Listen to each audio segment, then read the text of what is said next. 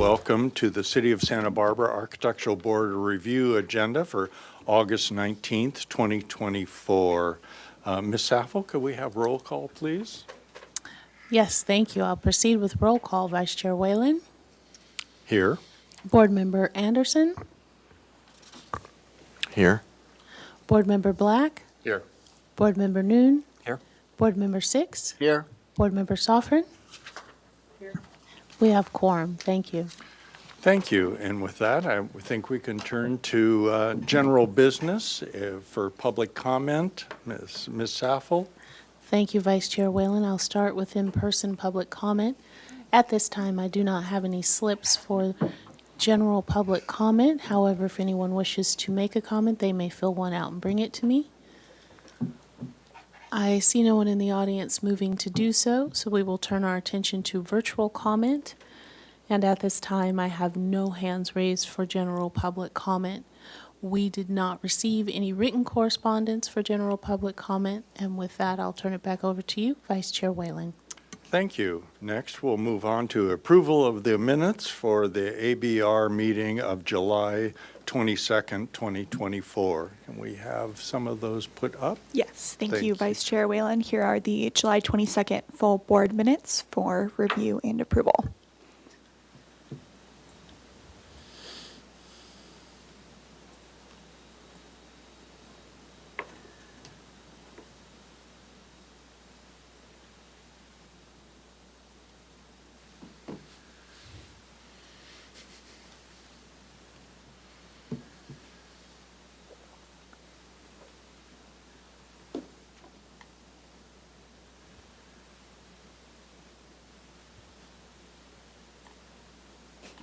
Thank you, Ms. Ernst. I know I had a little problem finding these online. Hope all the rest of you had a chance to read them. And I'm looking for a motion. Yes, I found them and read them and would make a motion for approval. Thank you. Do we have a second, please? We have a motion and a second. Any comments on the minutes? No. they look Hearing good. none, we'll call for a vote. Okay, Vice Chair Whalen. Yes. Board Member Anderson. Yes. Board Member Black. Yes. Board Member Noon. Yes. Board Member Six. Yes. Board Member Soffren. Yes. Motion passes. Thank you. Next, we turn to the ratification of the actions taken on the consent calendar first for August 5th, 2024. Thank you. Yes, so for the August 5th consent calendar, there was one item, 1224 Coast Village Circle, and it received project design approval and final approval. All right, so can we have a motion for that, please? I make a motion for ratification. And a second? Second. I'll second, since I was there for the consent. So with that, can we have a vote, Ms. Saffel? Vice Chair Whalen. Yes. Board Member Anderson. Yes. Board Member Black. Yes. Board Member Noon. Yes. Board Member Six. Yes. Board Member Soffren. Yes. Motion passes. Thank you. And the follow-up item to ratify the actions taken on today's consent calendar of August 19th. Yes, thank you. Today's consent calendar, there was one item, 127 West Cannon Perdido Street, and the project received project design approval and final approval. There were a few conditions with that, but it was totally acceptable to the consent committee. So we're finished with that. If you could make a motion to ratify the Thank you. actions. Motion to ratify, Second. and I will second. Any comments on that? If not, we're ready for a vote. Vice Chair Whalen. Yes. Board Member Anderson. Yes. Board Member Black. Yes. Board Member Noon. Yes. Board Member Six. Yes. Board Member Sovereign. Yes. Motion passes. Thank you. Speeding along our agenda, I believe that brings us to item number 1. Before we move on to item 1, staff has a couple announcements they'd like to make. Oh, if good. That's appropriate. Let me pull up the PowerPoint again. So just to touch on the minutes, just as a reminder. So the actions that we've ratified today, we will be reviewing and approving those minutes at the next full board hearing. There was a bit of a delay because the last August 5th full board meeting was canceled. So there's just a bit of a backup in approving the minutes. And then also the July 26th consent minutes, those were not listed on the agenda for approval. That was a staff error. So at the next full board hearing, we will also be approving the July 22nd consent minutes. So we'll have 3 different minutes to approve at the next full board meeting. And then as a separate announcement, this is on behalf of Mr. Hamilton Roll regarding recruitment. So last week, the ABR secretary sent out an email with important information and dates regarding the fall recruitment for advisory groups. Please let us know if you didn't receive it. To summarize, applications for the fall advisory groups recruitment are expected to open next week on August 27th. The deadline to apply online is September 25th at 5 p.m., and city council interviews will be held in the second half of October. As a reminder, if your term is up at the end of the year and you want to continue serving another term, you need to reapply and interview at council again. Currently, there are 4 members with terms up at the end of the year: Chair Anderson, Board Member Black, Board Member Noon, and Board Member 6. We hope you all want to reapply, and if you don't, please give us a heads up so we know in advance. Additionally, we'd like to put in a plug for the SFGB. There is 1 vacancy currently, and it's a high priority to fill this year, so please spread the word. Thank you. And separately, last announcement, the consent reviewers for the months of September and October are Board Member Noon and Chair Anderson. So I'll reach out to you via email and just request if you have any conflicts to let me know. And that concludes my announcements. Thank you.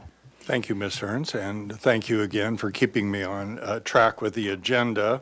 Item E, our subcommittee reports. Are there any?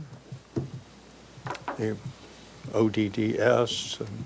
Yes, as representative from the work group for the ODDS, it went before the Planning Commission and got a good review, and I think it's on its way to Planning Commission.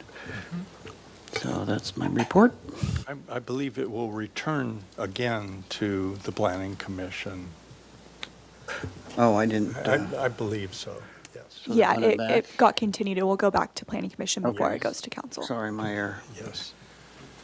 And being the representative on the Airport Expansion Committee, I believe there is going to be a public presentation later on this week of the plan to date, which I will attend and report on later. Anything else? I don't believe we have any other committee reports. With that, we can move on to item 1. Should I read that, Ms. Ernst? Yes, please.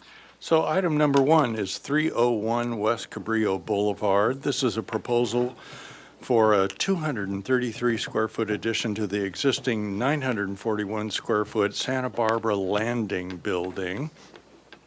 New outdoor seating, removal of the existing 561 square foot floating storage building, and addition of 2 new accessory buildings totaling 818 square feet. The project received a CDP permit waiver from the California Coastal Commission on June 12th of 2024. Does staff have anything to add to that? Just to note that this did go to the Coastal Commission. Usually it would go to the Planning Commission, but it's in the Coastal Commission jurisdiction. So they did that next step that was required before it comes back to you. Very good. Then I think we're ready to have our proponents introduce themselves, hit your green button and speak into the microphone and tell us what you have for us. Thank you, Board. My name is Jerry Rochi. I'm the architect for the project. Good afternoon, board members. My name is Jamie Diamond. I am president and CEO of Santa Barbara Landing. So when we left off, almost a year ago or over a year ago, we had pretty minimal comments. And so we're back now to address those comments, as well as to request project design approval and final approval if possible.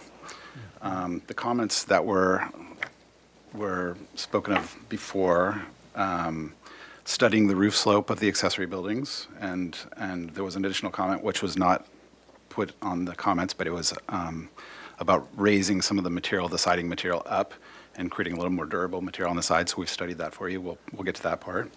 A landscape plan, so we've got some information on that as well. And then enclosing the electrical panels. Otherwise, the project as we presented it before was fairly well accepted. So what you're seeing here is those developments, and then further developments bringing it more to a final approval level as well.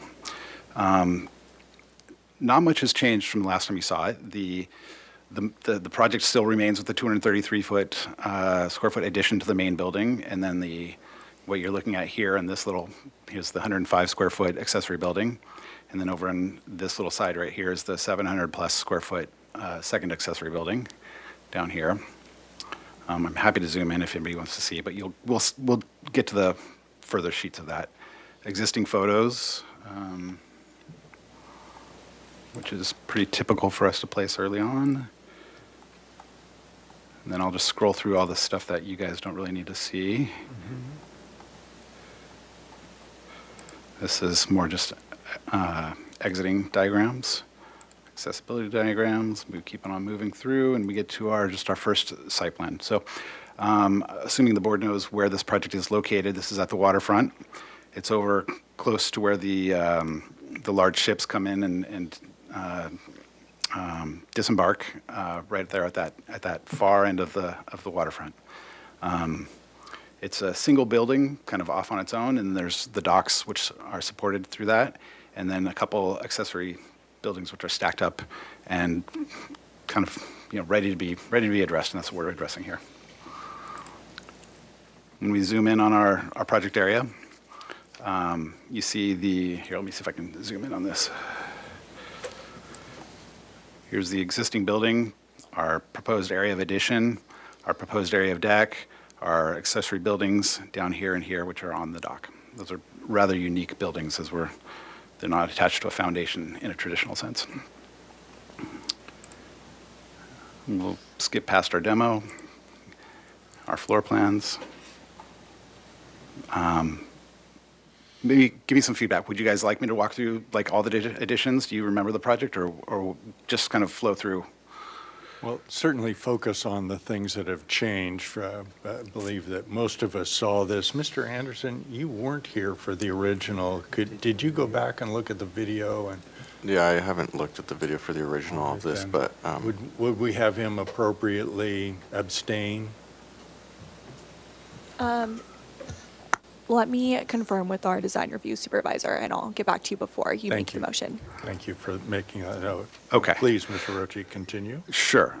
The floor plans are all the same as what you saw before. Okay, so again, addition, deck improvements over on this side, bathrooms remain untouched, and then we're looking at material changes on the exterior. That's essentially the project for this upper building. Continue scrolling through our construction document set, where we're at with it. Okay, the roofing material has gone from shingles to standing seam metal, which you guys saw in the previous. Nothing has changed there. We'll move on. One of the things that was asked for was a screening of the electrical panels. And so this little drawing here is a wraparound fence with siding to match the existing building, which is meant to screen those electrical panels. That was number 3 on the list that was asked for.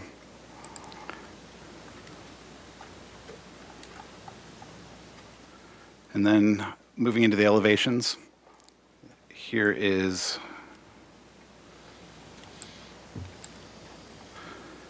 the existing elevation and the proposed elevation. So the things that are to note are the siding is the same, the roof material has changed, standing seam metal roof. We've made some slight adjustments to the location of this walk-up window, but the window itself was in the previous plan. The electrical panels down here, we're showing the fencing material around that, and lights and awnings as shown on this elevation as well. But most of that was as it was when we last presented to you.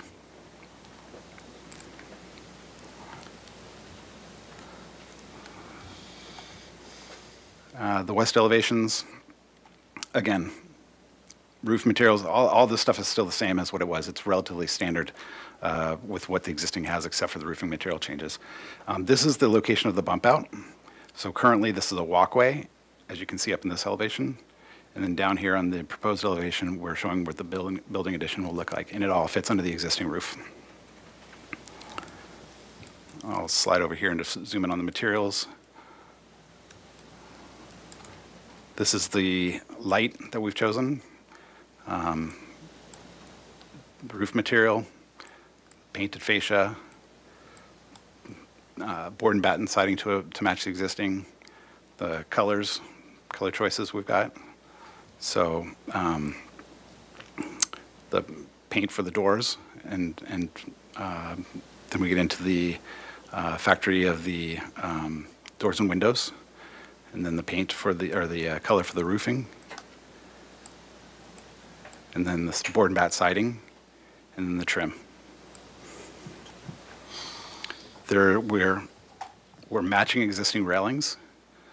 Where we have new railings going, we're going to be matching existing. And this is a picture of what the existing railing looks like. It's a cable rail with teak or ipe wood. And then the new deck will be a synthetic deck, like a AZEC TimberTech, and the color is Coastline.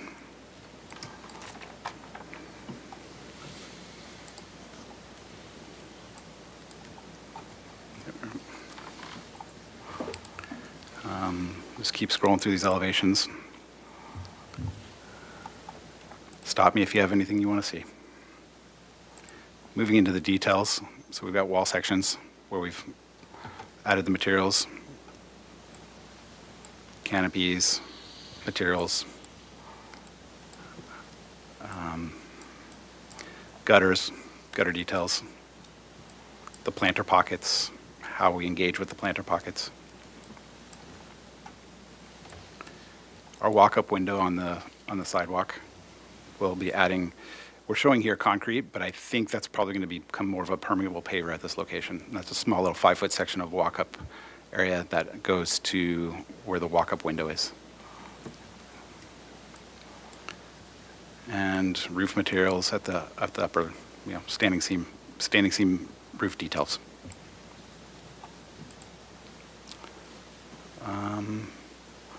I believe these details are all pretty standard roof and door and window details. I can zoom in on them if you like.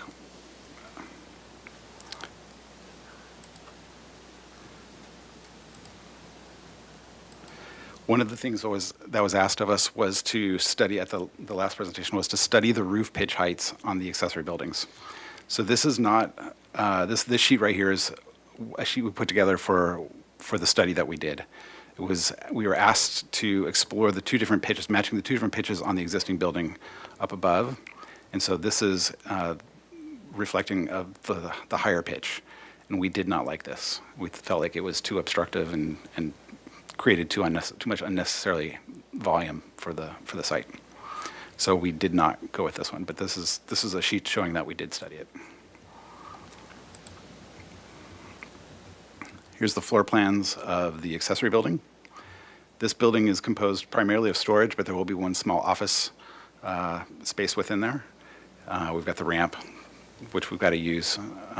This building being built on a dock will have a 6-inch platform underneath on the bottom side, and then the structure will attach to that into the dock, and then will essentially act as the foundation. And then we have a small ramp bridging the gap between that 6-inch of the dock up into the height of the room. Again, standing seam metal roof. Let me go to the elevations because this is something that's different from what you guys saw. There we are. So when we presented last time, we had the standing seam metal roof going all the way down to the ground, and there was a comment made about the durability of that as people walk by with buckets and carts and things like that. And we, after discussion, we agreed with that, and we ended up pulling this up. So we have board and batten along this lower side right here, and we have standing seam metal roof on the upper side. I see a few little artifacts in the drawings that we'll need to fix, but let's see. And then, again, more details of things that we've added into the drawing, trying to prepare for final. And this is kind of a rendering sheet of what we wound up with for this building. So pulling that standing seam metal up off of the deck to a height of about 42 inches, I believe, and then wrapping it up and around with board and batten down below. And then on the other sides, the board and batten continues around. So it's kind of a composition trying to weave the two materials together. That's what it looks like from the water side. And then, let's see if I can get this. So the smaller building is of the same design aesthetic as the larger one. And for some reason, we've got a viewport that's acting up a little there. Let's see if I can. This is that smaller building. And here it is from this side as well. And there it is a little closer.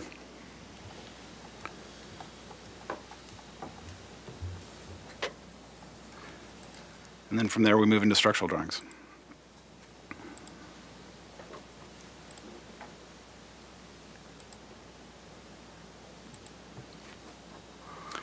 And there's the unusual platforms that are down below and the walls above that. And then the roof structures.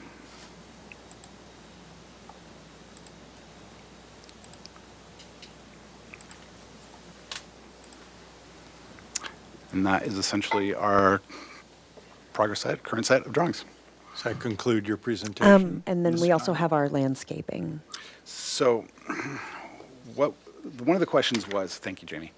One of the questions that the last board asked is, what is going to happen with the existing landscaping along the side? Let me show you where that location is. It's a tiny little strip of landscape.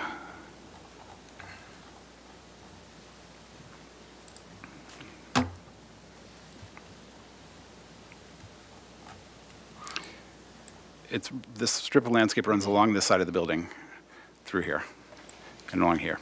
Now, the interesting thing about this project is the leasable area for the project actually runs along the exterior of the building. So this area is outside of the responsibility of the tenant, but we do have other things that are going to be happening outside of that area as well.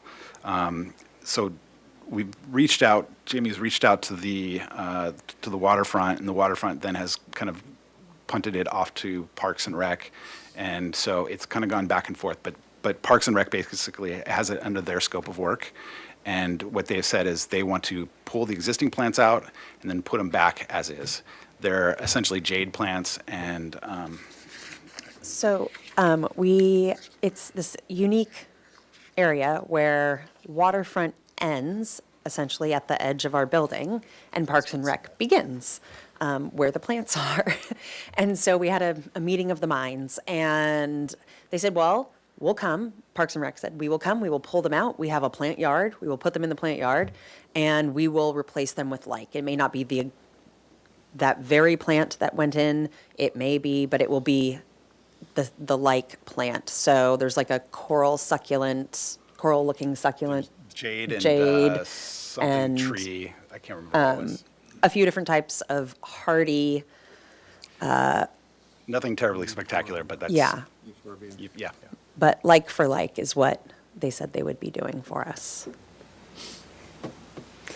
Vice Chair Whalen, if I can interrupt, the 15 Agreed. minutes is over, but if the applicant would like to continue, you can allow them, or if they. Certainly. Do you have anything else to add? I just want to go over the list. So it was our landscaping, our roof lines, And the enclosure around the electrical the panels. enclosure around the electrical Yeah. panels. Yeah, I Okay. think you hit all those points. Wonderful. Thank you. Well, if that concludes your 15-minute presentation, we'll turn to the board members with questions. Pardon the interruption, Vice Chair Whalen, if we could do public comment Public before comment questions. precedes Thank you. that. So, Ms. Haffel? Thank you, Vice Chair Whalen. I'll start with in-person public comment. At this time, I do not have any slips for this particular item. However, if anyone wishes to make a comment on this item, they may fill out a slip and bring it to me. I see no one in the audience moving to do so, so we will go on to virtual comment. And at this time, I do not see any hands raised virtually for this particular item. And we did not receive any written correspondence for this project. So at that, I'll turn it back over to you, Vice Chair Whalen. Thank you. And Ms. Ernst, were you able to get a determination on Mr. Anderson's? Yes, thank you, Vice Chair Whalen. So, Board Member Anderson, you will be allowed to ask questions. However, you should refrain from commenting and abstain from the vote today. So, very good. And we're going to start right there. Do you have any questions, Mr. Anderson? Yes. What's the awning? The awning's a canvas awning. It's the colors we've talked about, decided on, are a dark navy blue or black. What's With- it on? Some sort of structure? It'll be on a concealed frame, Okay. and we've not drawn that detail in yet. I saw that. Is it attached to the cladding somehow, or? Yes, it would. To the, It'll be attached to the cladding. Yeah. okay. Because it's cantilevered, or there's some sort of, Yeah, so it's cantilever, no posts. okay. Yeah. That's all I have for now. Very good. Mr. Noonan? No questions. Mr. Black? I guess I had a question about the landscape. So, and I understand this is not sort of in your purview, it's parks, but who maintains it? Nobody, probably. If I may, or, sorry. It's my understanding that Parks and Recreation is in charge of that, so part of their maintenance program. I guess my question, this wouldn't be directed at you folks, but maybe at staff, but can we get parks in here and ask questions of them? Because I just think it's a waste of time and effort to pull those out, stockpile them, and put them back in when they're not particularly attractive to begin with. So I'd like to be able to talk to parks about, substituting something else that would be much more attractive. I mean, from my perspective, I think it's a really nice looking project, and that landscape really doesn't do it justice, but That would be separate from this project, though, I I understand. believe. But I think we could reach out to them. yeah. So no other questions. Mr. Six? No questions. Mr. Sofrin? No questions. All right, I'm going to turn right back around to our master and commander expert, Mr. Sofrin. You have comments on this? I think it's a great looking project. I think you guys have put a lot of great thought into it. Really appreciate the study that was done. I think excited to see this improvement happen. Mr. Six? Yes, thank you. Chair Wayland. I don't remember the discussion on the vertical metal siding as being fragile.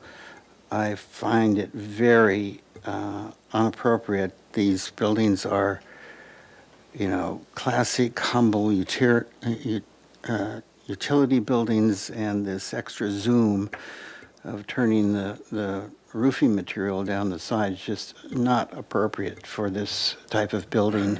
The other image that you have of the building, a sample building down on Marina One, that's just very simple, humble, and I do not want to see that vertical zoomy siding tricking down there. I think that it should all be, the siding, the metal should be on the roof only. There should be your standard eave, and I feel very strongly about that. I think that the different slopes are okay. I looked at that. I think that's great. But I think that also on this theme of utilitarian humble, I think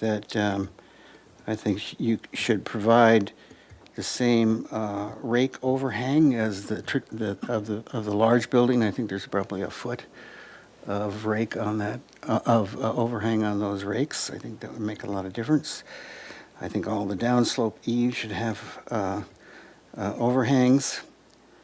I think that the upslope overhang on the accessory building, the small, tiny little building, should be increased to provide at least an appearance of a weather protection for that entry door and the window function there. I think that the top, I think you should add to the fence at the utility cover gate fence. You should have a top trim, and that top trim should extend to become a header across those gates, so you have a lot more something to secure those gates. And I think, again, there should be a weatherproof, whether it's an awning or whatever, on the north face entry to accessory building 1. And I just advise you to tighten up the awning on the underside of the roof on the east walk-up, so there's not this, you have the awning, a little steeper slope. You should probably work on how to button that up for dirt and nuisance. Those are my comments. Thank you, Mr. Six. I wanted to be clear about the roof pitch question on the auxiliary buildings. Were you in favor of the revised? Yeah, I looked at it carefully, and either you had yes, it's good, because the main building has various roof pitches also, so I find it awkward to demand that those secondary buildings have that extreme pitch. I think they made a good study and the right decision there. Thank you for that clarification. I neglected to ask myself if I had any questions, and I do. I thought we were... Right, but I'm backing up now. On your image number 34, this is ABO .99, on that north elevation where the service window is, there's a horizontal line about halfway up. Is that meaningful? Image 34. Which sheet, I'm sorry? Just 34, just type it into the little white box there, Where am I? upper left. Little over, there, right up, there. little, Okay. no, over right two there where it says boxes, 15. no back. Where it says 15. That Page one. 34, okay. 34. Sorry. Did I get that right? That's the elevation No, study. No, I'm wrong. It's ABO 99. No, I'm on the wrong one. This is the service window that one. What is the horizontal line Oh, now I've there? zoomed past it. Between the service window and that. What is, it's a dash line. That's a dash line. I think that's What is that talking a about? location of signage, I believe, is what that's supposed to be. Oh, the sea landing Oh, how did I do that? signage. I Santa wrote- Barbara Landing, pardon me. I just wrote Thanks it for the wrong, so I don't know correction. what I did there. Apologize. That was my only question. So we're going to continue with comments to Mr. Black. I have no comments. I don't know how I did that. That's fine. Jamie's going to rescue me. Mr. Noon, comments? Nothing to add. I did wanted to just reiterate the comment of the material wrapping down the side. I agree with Board Member 6 about it being more consistent and not adding that little wrap down or whatever. That's all. All right, very good. And for my own comments, I would reiterate Mr. Black's comments, how invalid they might be for this project. It seems that jade plants and fire sticks are not in keeping with what you're trying to accomplish here. So, other than that, I think it's a very elegantly done. There was the position of the walk-up window has moved, right? Yeah, that's due to the interior layout of the Yeah, coffee, the walk, there's a little coffee stand in there, and that's, Right. yeah, So you in get moving more interior. floor space, Yeah, but that exactly. isn't It was a really our combination of best purview. fitment for In fact, plumbing it and other looks a little things. more balanced here. Let's see, we have the, no, with that, I think that concludes all of the comments. And I think we're ready for, now they're here for project design approval and final approval. If we have no objections, perhaps someone can make a motion. Mr. Six. Before I do, Chair Whalen, a couple things. Would it be, can we get concurrence with everyone on the vertical siding? Is there anything, anybody Sure, we that could have a objects? straw vote on that notion. Both Mr. Noon and Mr. Six have put that forward. Perhaps we can call for a straw vote for those who are in favor of this to eliminate the roofing material bending down and being used as siding, that the buildings display a more straightforward disposition of siding is siding in horizontal planes and roofing is roofing in non-horizontal planes, right? So we're in agreement? Yeah. Little nodding of heads, showing of hands? Yep. Yeah. I'd agree. All right then. Okay, and then second of all,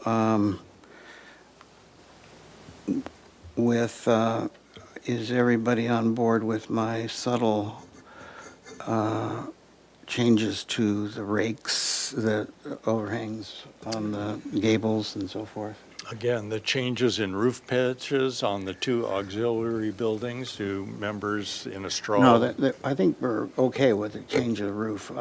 My comments added some overhangs to make it look less contemporary on the gable ends, especially the shed gable ends. Well, without providing exact dimensions, is this to reflect the primary building? Yes. Okay, so then the eaves should reflect an appropriate overhang dimension as the main building. Yeah. That's All it. right. Anybody disagree with that? Oh, that makes sense. Again, I Okay. see the nodding of heads in Right. agreement. And then thirdly, if we're all in concurrence of that, do we need to postpone final to go to consent to see that these things are done? Sirs, may I, Yeah. Certainly. if the project team actually disagrees with this, what recourse do we have rather than just saying, here's your stopping point? Do we, I'll turn to staff. I believe at that point, if the board was able to grant project design approval today and maybe final approval with these certain comments, conditions, well, no, that would be separate from a denial. Let me confirm because you want to appeal the approval. I think this would be a good opportunity to, if the vice chair would allow you to ask questions about the certain comments that were made, and perhaps you can work something out now. And Sure. in the meantime, I'll ask our design review supervisor. That would be most expedient, because if you understood that, what we would do is approve for PDA and final with these conditions. You have, I believe, 10 days to appeal that decision, and the process keeps going. Otherwise, we can open up a dialogue, hear your points of view, and perhaps come to some agreement without conditions. So, can we just floor have a is little yours. dialogue before we go? We The would. floor is yours. We would appreciate your vote, but at the same time, we appeared last year and we received very few comments on, I think there was a little bit of contentiousness within, I think Mr. Six had an issue with it, but then the remainder of the board was agreeing to this, and we've moved forward with approvals based upon that, with drawings based upon those kind of comments that were made. Now it seems like we're going quite a bit backwards in the design. So, we've made a lot of decisions and a lot of I guess, work towards this process here, using the comments that we had through the concept, and now it appears that the comments are changing from what we had for the concept hearing. Fair enough. I do remember the roof pitches as being an issue. I don't remember the overhangs as being an issue. And Is- to Mr. Rochi's point, we're adding another layer on top of it. So, Mr. Ochi, if I may, is it the desire to eliminate the vertical siding, or is it the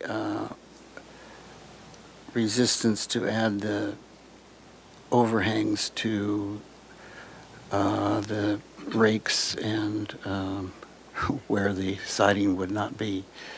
When we do our drawings, we do them based upon what we desire, right? This is the project team's desire up here. So we're asking for your approval based upon this. You know, I respect your opinion, All right. but it does differ. Can I ask a question? Sure, certainly. So seems like that Mr. Six brings up, if I'm understanding right, is that the eaves on the ancillary, the accessory structures are the conflict. Well, and the turn down of the, Right, but just one item at a time. yeah, okay. The eaves on the secondary structures, right, are the conflict that we're talking about? I would like to see them consistently overhang as the main building. But if they're accessory structures and not the main building, does it help point to the clientele and the people that go there that this is the primary structure, this is where you're supposed to be going, and these other structures are less important? Does that help create that experience? I'm not swayed by that argument. Sorry. It's an aesthetic thing, and we understand that. Perhaps other board members would care to weigh in on that point. I'd just like to say one last thing. I do sympathize with the applicant, which is they came here, they presented items, they addressed what they were asked to address, and I can understand and really appreciate the frustration of added items when they clearly addressed what they were asked to address. So I just want to say I understand where they're coming from. Well, each member has to vote their consciousness. But I resisted.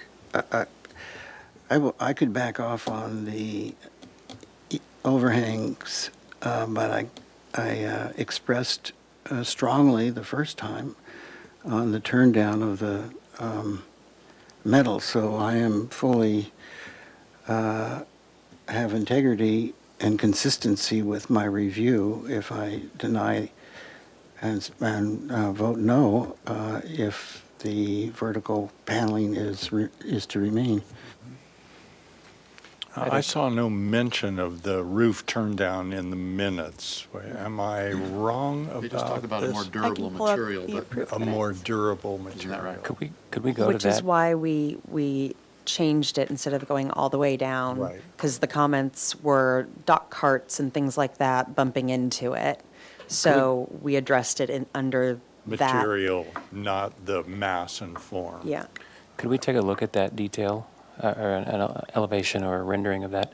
And I would agree with Board Member Six. I don't know that the eaves are that, a hill to die on, but I agree because we are seeing, although the turn down may have existed the last time, the stripe that now separates the two is a different, it's a different, it gives a different design, and I find it less appealing than it was before. I didn't. It wasn't on the last plan, though, right? I think if I remember right, it turned down all the way to the ground, and now they have pulled it up, but now there's this, this horizontal stripe across it that I didn't think added, that didn't help. I agreed with the comment of separating the two. This is one view of it. I can probably find the other views.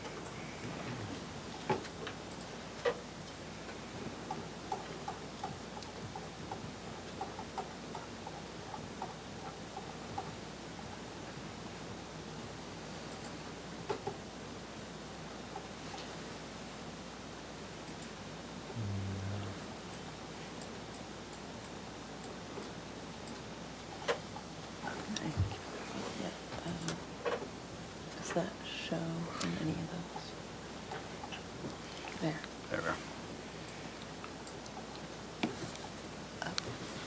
So here's the board and batten with the roof fascia. And then, yeah, I know, I'm just walking Gotcha, through. sorry. And then as you go around the building, then we are turning this down, and the rake is fairly minimal, but that's what our design is. And then previously, we had the standing seam going all the way down to the ground. The conversation turned, I believe it was Mr. Noon, said, well, he thinks the durability of this material is going to get bumped up. Correct. Those battens will get it bent over. And so we looked at that and we thought, well, we could raise this up. We didn't think it was detracting from the design too much. I mean, it's not as pure as what it was before, but we still felt it was in the vein of what we had come to, and then still following through with some of the aesthetic that we had worked through. So from this view, and then there's this kind of weird building jog that happens here. So should we switch this to overhangs and things, you're going to see odd, weird little roof slopes and things like that on this. We feel like this helped resolve that.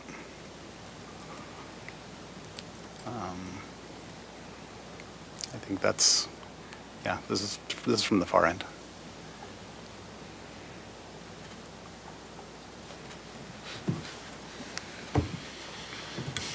Any other thoughts and comments on this? So that we could separate this out. There's the eave overhang, and then there is the materiality of the roof to the siding. Mr. Six, did you have something else to add? Well, I just want to put this in context. This building is going to be here 100 years, and the design speaks to contemporary. It's out of place with the humble buildings of the area and the main building, and to have an applicant that resists just slightly little bit of revisions to his plans for a project that is uncomfortable with the vernacular of the harbor in this area is really unfortunate. Ms. Diamond? Thank you. So I just want to address kind of the concerns and the perceived maybe tension that we're feeling, or at least I'm feeling as somebody that is not from your arenas and the world that you all work in. Mr.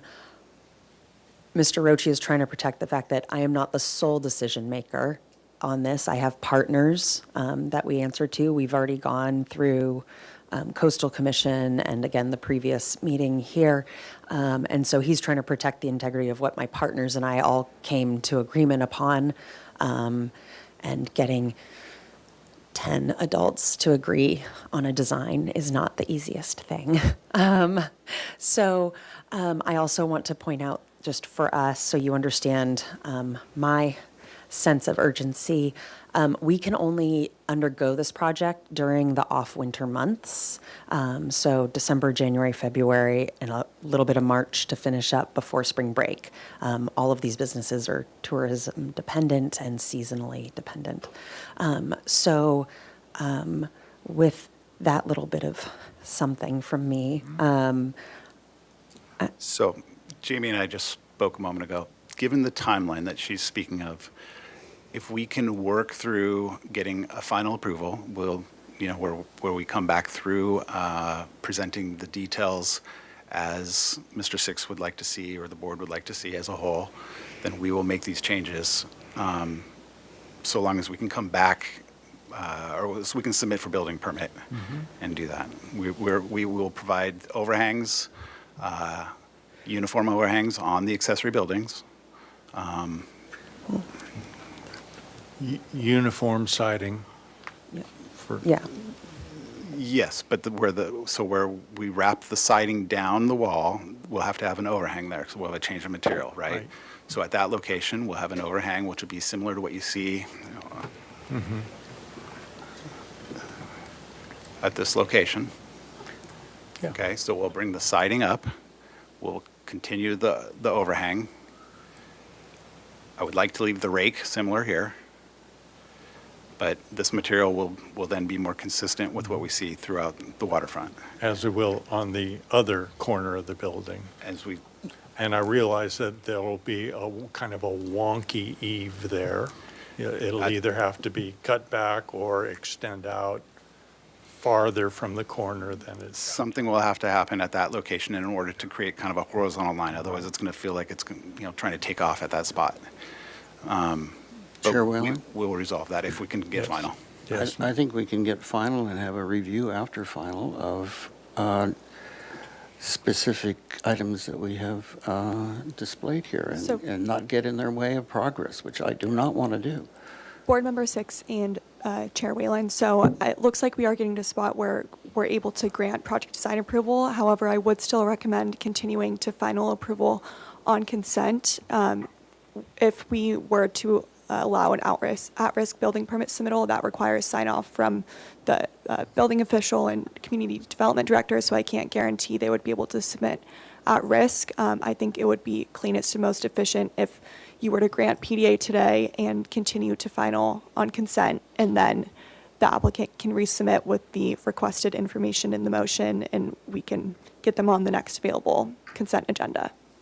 very good. Thank you, Ms. Ask Ernst. One question. So, What's that next available consent agenda looking like? They're not booked out, so I could get them on the next week, Okay. a week minimum, yeah. Not a lot of time. That's. is that acceptable to your schedule? You'll make it happen? We'll make it happen. Yeah, I thought you might.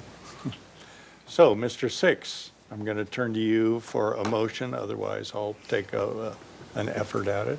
Okay, I will make a motion for project design approval with the applicant to come back with an indefinite continuance to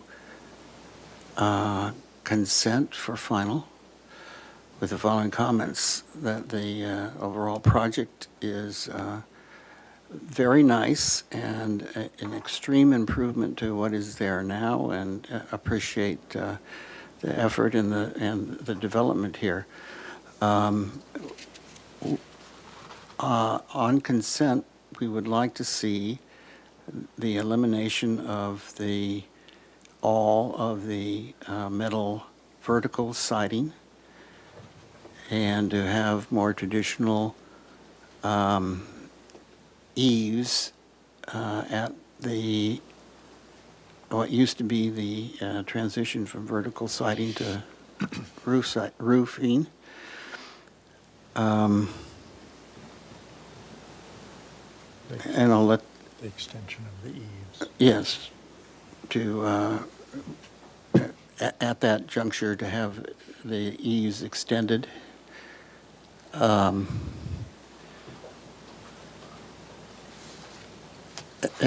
As the main building, to match the main building.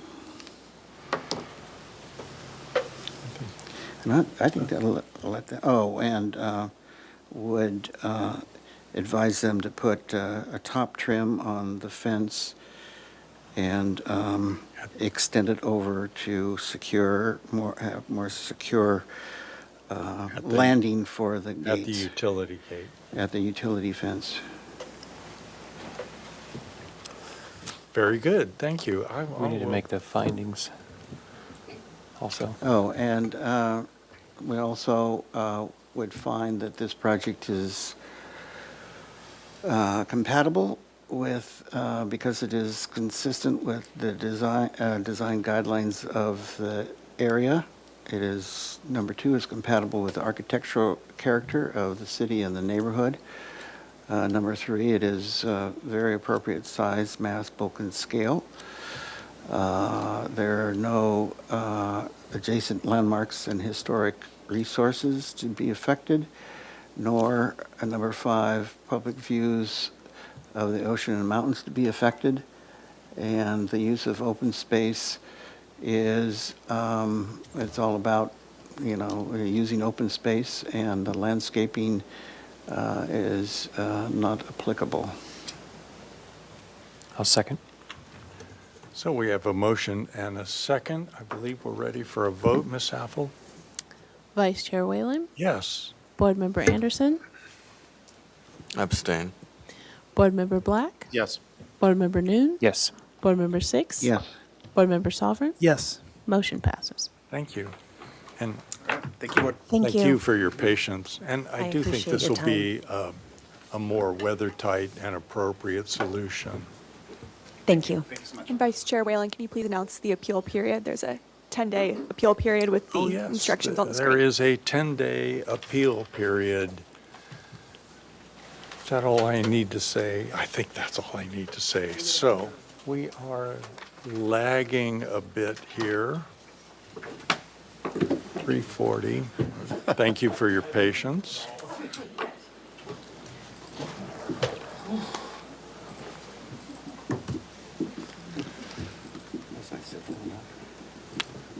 Wow, look at those nails. So should I go ahead and read this? Okay, we're ready for item number 2. This is 15 South Hope Avenue. The proposal is to construct a new 4-story, 46-unit apartment building with 20 automobile parking spaces and 46 bicycle parking spaces.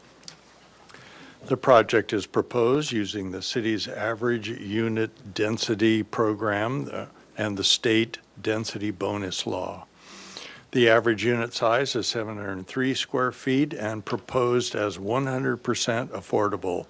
The project is a revision to the previously approved project under PLN 2022-00086, reducing the unit count by 1 unit and revising the ground floor parking and programming.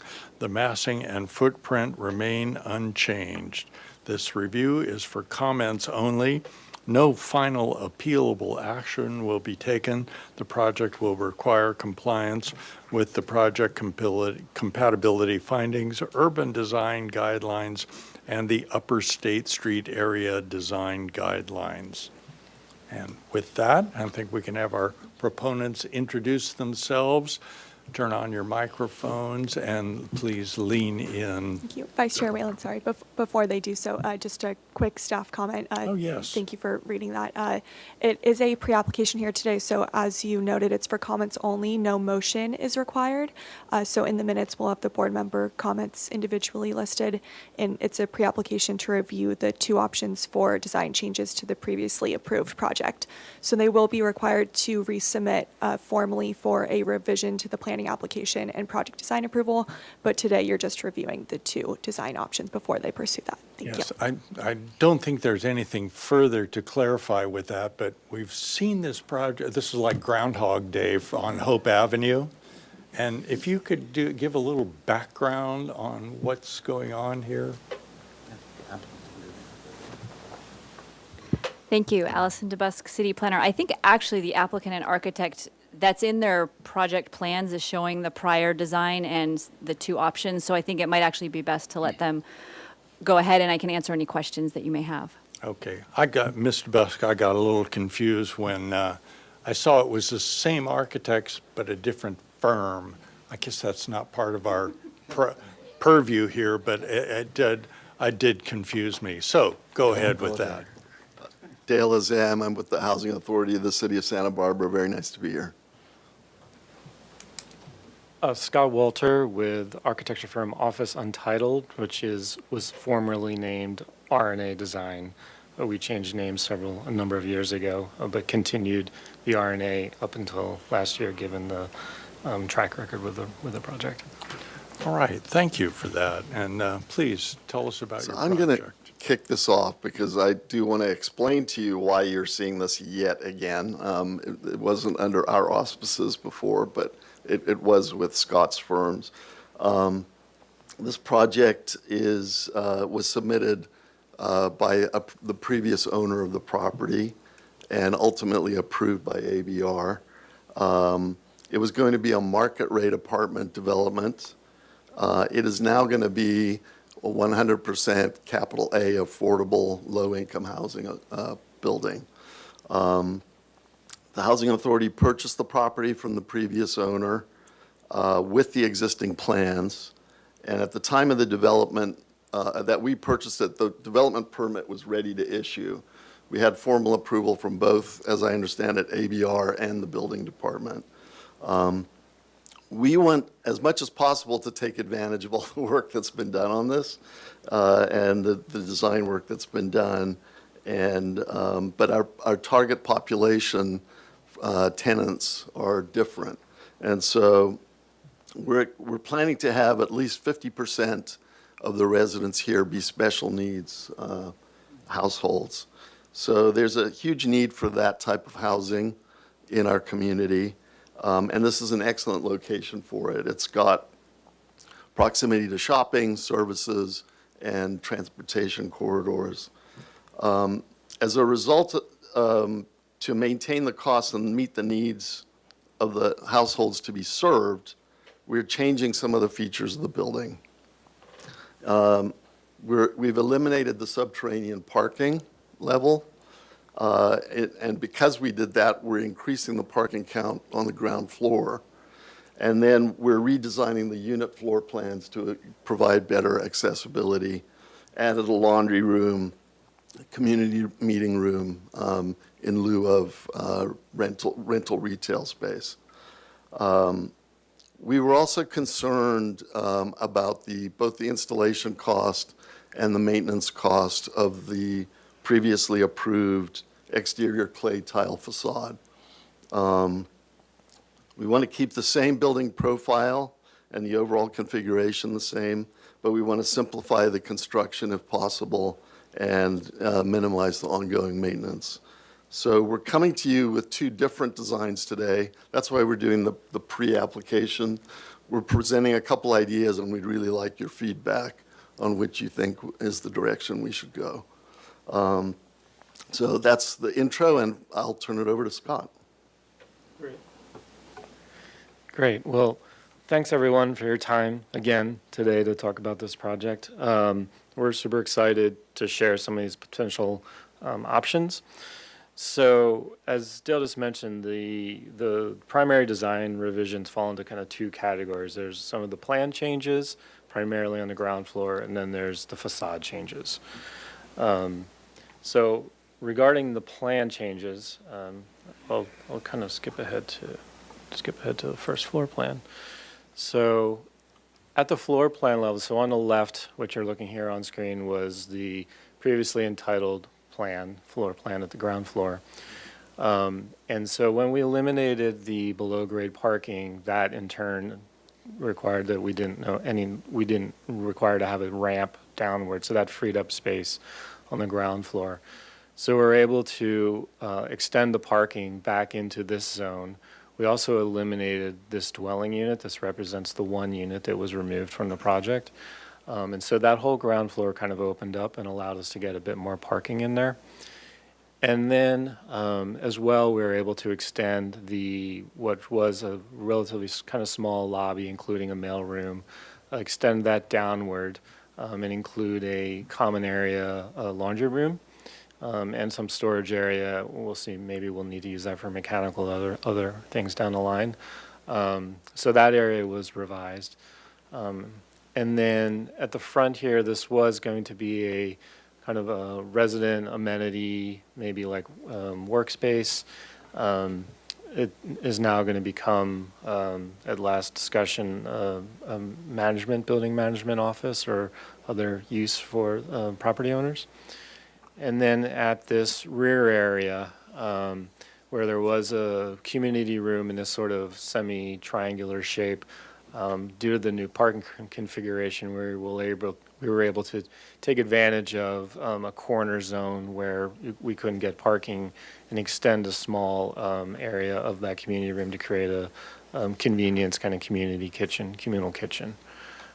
So those are the primary changes to the ground floor, and you'll note that we did leave the dwelling units at the front there. So that we're retaining sort of some of that connection to the street and that the scale of residential kind of facade there. So that's all the rest of the floor plans you'll see remain essentially the same. We're making some minor changes to bathrooms to accommodate different accessibility requirements for a publicly funded project. but the unit configurations are really staying all the same, and there's no changes in that regard. So once we get to the facade, now, as I mentioned, we're going to share 2 different facade studies for some of your feedback. So this first one, and the way I've configured this presentation, I think probably many of you have seen it already on your own, but we've got a proposed view, and then the next slide is what was previously approved, so we can toggle back and forth readily if you'd like to. So this first option 1, we've obviously removed the terracotta tile and are replacing basically at the recessed balcony areas, proposing to use some sort of ribbed fiber cement cladding. It would be kind of an appearance similar to like a board and batten, but at a relatively small scale, 2-inch. So there's a kind of nice scale to it. So that occurs, each of these dark areas. And we'll go to the next view. So that's what we had previously. And then the next view is a little closer up. And here you can start to see, we're also going to be looking at articulating some of the windows. So we have these sheet metal window surrounds with a sort of dynamic changing shape with the intent to kind of give a sense of depth to the windows, create some interesting shadow and depth on the facade. And as you can see, you start to see some of the ribbed material. And then as well, looking at different uses of plaster. This is a combed or raked plaster, so that in certain surfaces we can give a little more texture, and then in others use a more conventional plaster, whether that's a relatively, smoothish plaster, not smooth trowel, maybe limited areas of Santa Barbara smooth, we'll see. But we want to be able to articulate the surfaces in some of those manners. So let's see if I'm missing anything. Yeah, I think, and then we'll be retaining the same guardrail designs that we had, which were approved quite some time ago. So then there's the comparison view of what was approved last year. And then another view, and you start to see, some more of these window shrouds, and the sense of kind of dynamic and shadow that you get from those. And then the previous iteration, and another view.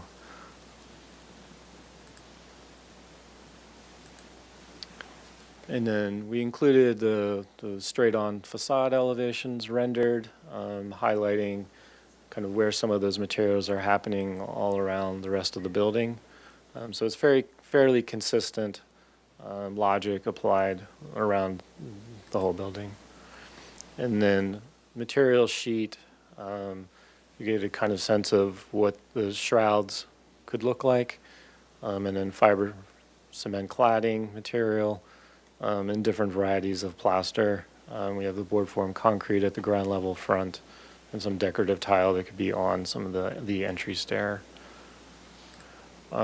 So on the second version, bring back our friend terracotta for some of these accent areas. And this would be a relatively small scale tile that's mortar set, happening in the same sort of accent areas. And with a similar approach to the window shrouds, guardrails, and plaster. So there's the original version. And getting in a little closer, you'll have a sense of the scale of those tiles, which I think could be a nice sense of scale for the people that are living there and close up.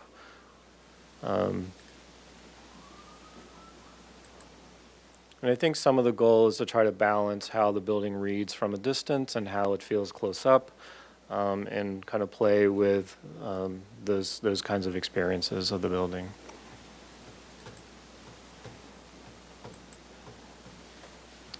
And similarly, on this version, we've got some of that's combed or raked plaster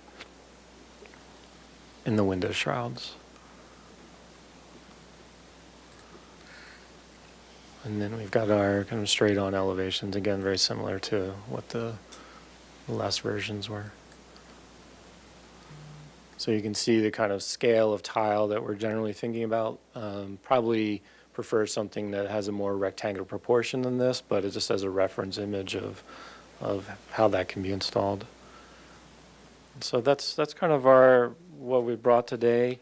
Looking forward to feedback and thoughts on where we're at and where we might go. Thank you. Does that conclude your presentation? Yes. All right, with Yes. that, I think we turn to public comment. Ms. Saffel?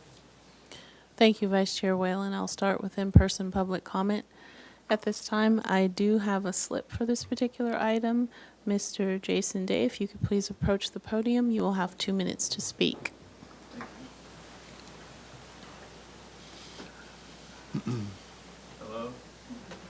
Yeah.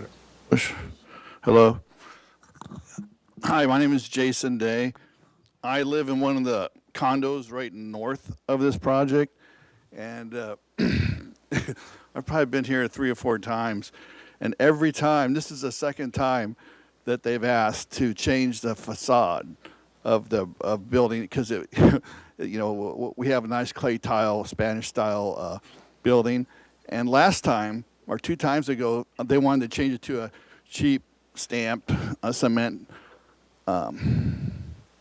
stamp, I don't know, product, and you guys said no, and I want to thank you guys for saying that. Keep it red, and then they said okay, fine. They changed it back, and now they're back at it again. It's like a bad dream you can't wake up from, and it's kind of unique in that our property line is right up against what their property line is, so they're kind of like building directly on the property line. So if we have this white, stark, minimalist, cheap stamp cement surface, it'll reflect right back into our patios and into our living area. And I just ask, I mean, I understand the need for affordable housing, but it's got to be nice. And the fact that this is the second time they've asked for it, I mean, come on. You guys said no the first time, and I appreciate that, and I hope you say no this time. But anyway, with that, thank you. Thank you. We have other comments, Ms. Saffel? Thank you. We will continue on. I do not have any further slips on this particular item. However, if you wish to make a comment, you may fill one out and bring it to me. I see no one else in the audience moving to do so, so we will move on to virtual comment. And at this time, I do not see any hands raised virtually for this particular project, and we did not receive any written correspondence. So at that, I'll turn it back over to you, Vice Chair Whalen. Very good. And with that, we're going to turn to questions from the board. Mr. Anderson, since you haven't seen this before. Yeah, I think I'd like to ask about the the experience from the ground plane of this building, and because I think that there's a lot here, and there's a lot to talk about here. So, and that's awesome. The design guidelines talk a lot about, for Santa Barbara, the experience of the architecture from, the walkability and the kind of urban engagement. So what is there kind of, that the renderings, the story that was told in the renderings is from this kind of drone's eye view, like in page 23. And here we see the street perspective. Is there a story behind kind of what is happening, with the facade and in particular, this kind of plinth condition, which is obvious from the plan and the way the residential units are raised above? What is it, and what's the plinth about, I guess? Well, from a construction kind of technical perspective, the construction type above the plinth is wood frame construction, and below is concrete, and that allows us to build to that height. So this is fairly straightforward, like podium construction, right? So that's, Yeah. you wouldn't be able to have automobiles parking in a wood framed structure. Yeah, that's a building code reading, and that's Yeah, yeah. fine, but there's a kind of ethos, right, of I appreciate the functionalism, but there's a kind of, what is the narrative, I guess, being expressed? Because if that is the narrative, then why don't we see the concrete on the whole plinth? You know, I mean, Yeah, I mean, I think there was an attempt to create, you can see and even from what was previously approved, right, there's always been a kind of band happening along at street level, which kind of sets that sort of scale, right, a sort of one-story scale that is, street-friendly, pedestrian-friendly without having kind of a sheer wall coming straight down. And, this is the older design in which we've essentially retained, we've changed the finishes, but we haven't changed the massing or the articulation of where materials happen. And so by having this sort of, variety of material as you're walking along, you've got, from the tile to glass to concrete, you have the landscape threading through, and the kind of scale of the fencing, or the gate, I should say, adhere. And then, we do have to sort of try to mitigate, the entrance point for the garage, which is, that's the only point of entry to the site. So you can't kind of get around that aspect of it. But again, sort of, having glazing and a pedestrian scale glazing and materials further along that whole ground floor.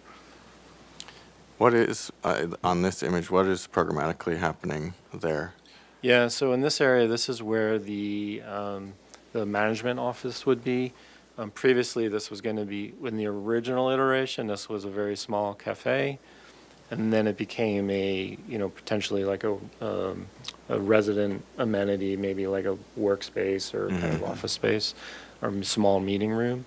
And then across, there's an entry point here to the stairs, and then over here are 2 dwelling units at ground floor.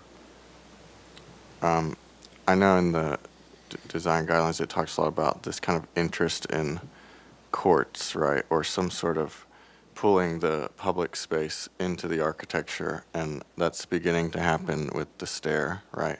And I think another question is, has there been a kind of interest or discussion about a more mixed-use approach on ground level, where there's a more kind of public aspect to the ground level? For example, the cafe you talked about.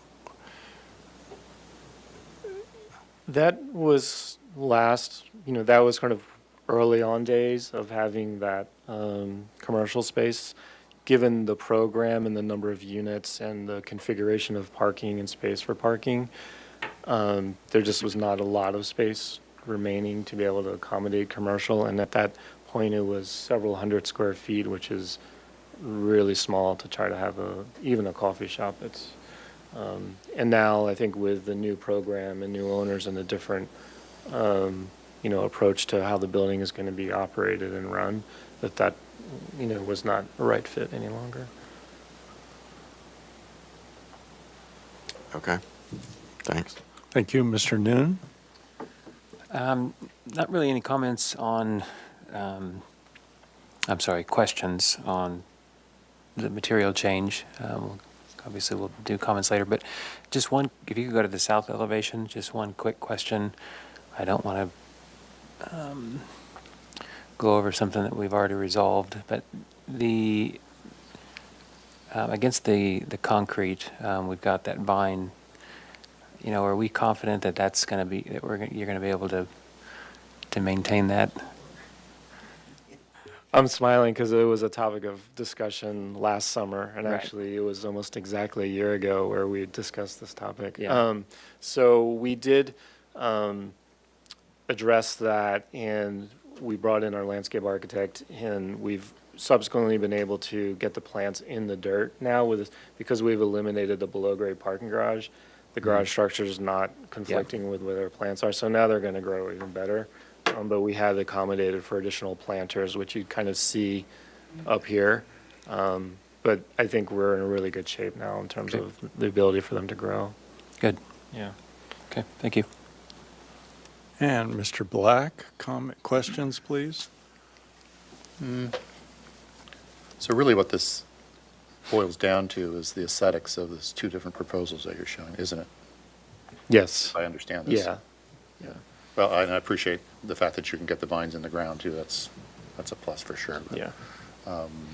But otherwise, from what I see, it's just bulk and scale and what have you is the same. Yeah. And some details like those shrouded windows and what have you, Mhm. just in terms of boils down to aesthetics and what we prefer. Yeah. So, Yeah.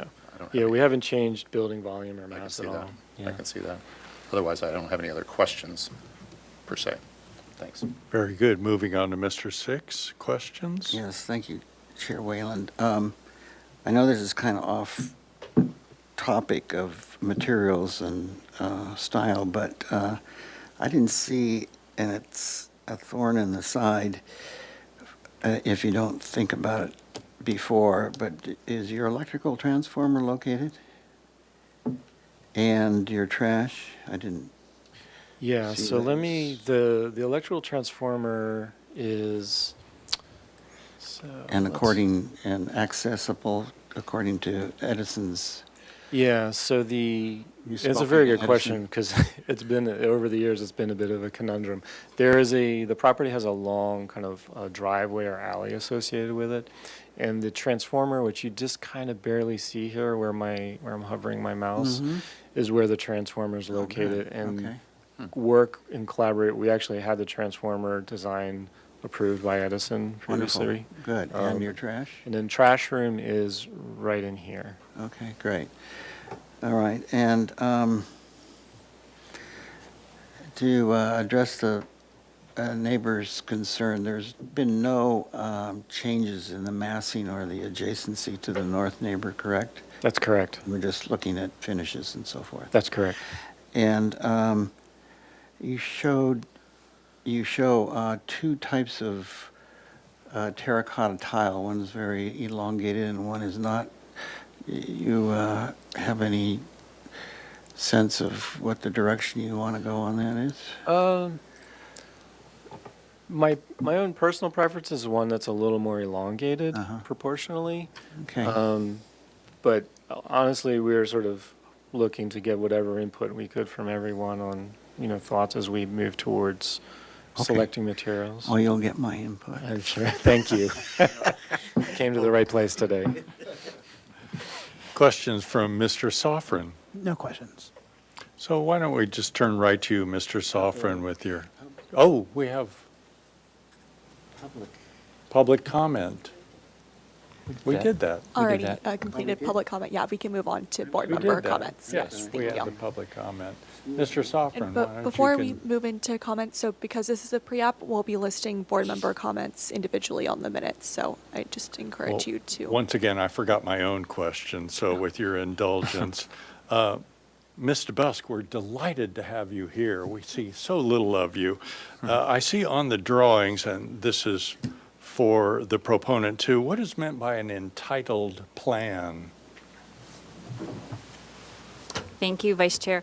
That means that they did get all their approvals through ABR, and they also pulled a building permit for that plan. So the building permit has been issued. This would be a revision to that. You can understand my confusion since this is coming for conceptual approval, and yet Correct, it already yes. has these approvals, so. that's Exactly, and it's part because of they the- wanted feedback on the two options before going too far down one design path. Part of the mysteries of planning process. All right, Yes. thank you. So, Mr. Soffren, comments, please. Yeah, I think that option A seems too sterile. I think it's nice with option B where you've at least retaining some of the terracotta color. I like the way it was originally done. I wish you kind of would stick with what was done before. But, and I, at first was cautious about the window shrouds, but then again, I think, adding a little bit more detail can make structures better. So those are my comments. I'd rather see you retain the terracotta and wherever you can as much as you can. And the window shrouds are okay. All right, moving on, Mr. Six, comments? Yes, okay. I think that the terracotta is by far the more warm, reflecting at least some sense of color of the traditional Spanish. So I'm really favoring B.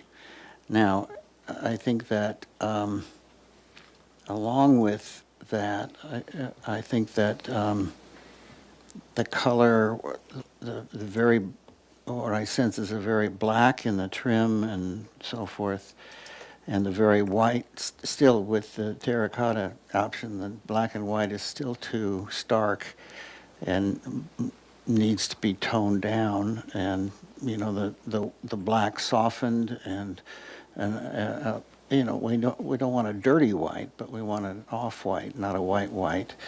I think that would behoove the neighbor to the north slightly.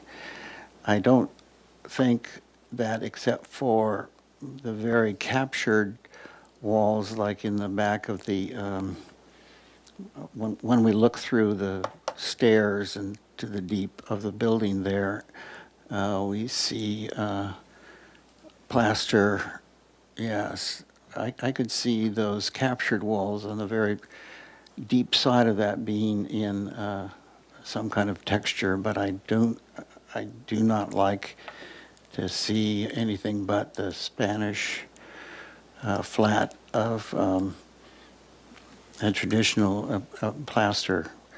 I've been working with for many years on the objective design guidelines, and we did allow contemporary, but was I did a lot to tone contemporary down to have it more Spanish, have it more Santa Barbara, and feel more comfortable within the context of the special part of our city. So I think that you should tone things down.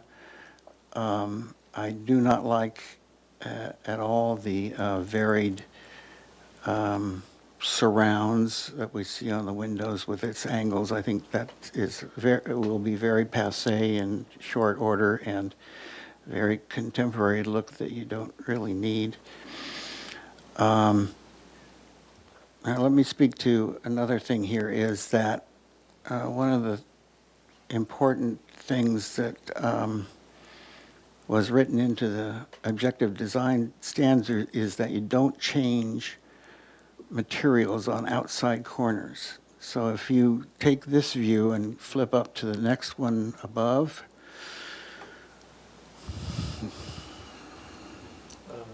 the old one. See right here, you see how your plaster wraps around the outside corner, your terracotta is recessed in and is captured, it changes at the inside corner, not the outside corner. And that's very important to what Santa Barbara is about, a mass-based architecture. So it's not a surface applied to a wall, it's the massing that's important. So I think you should really look at that and resolve, not do it on the outside corners. Okay. I think that one of the other things on your new, if you flip to your new views, I think you're having a problem with the change of colors on your top flashing, your black and then outside corner, then you go to white and so forth. I think it should all be, consistent. Okay. And I talked about the window surrounds. And just lastly, I think that the terracotta should be a more traditional shape rather than a extensive long one, but that's no big deal. But I think it's a nice project, and but I think that it really should be toned down, and all the extreme, well, not extreme, all the contemporary, some of the more contemporary nature of it should be dialed back. Thank you. Very good. Do any of the other board members care to make comments? Just to say that I would agree with Mr. Six's comments. Those window shrouds just are a little too far from me, but. Speak to the microphone. Oh, I'm sorry.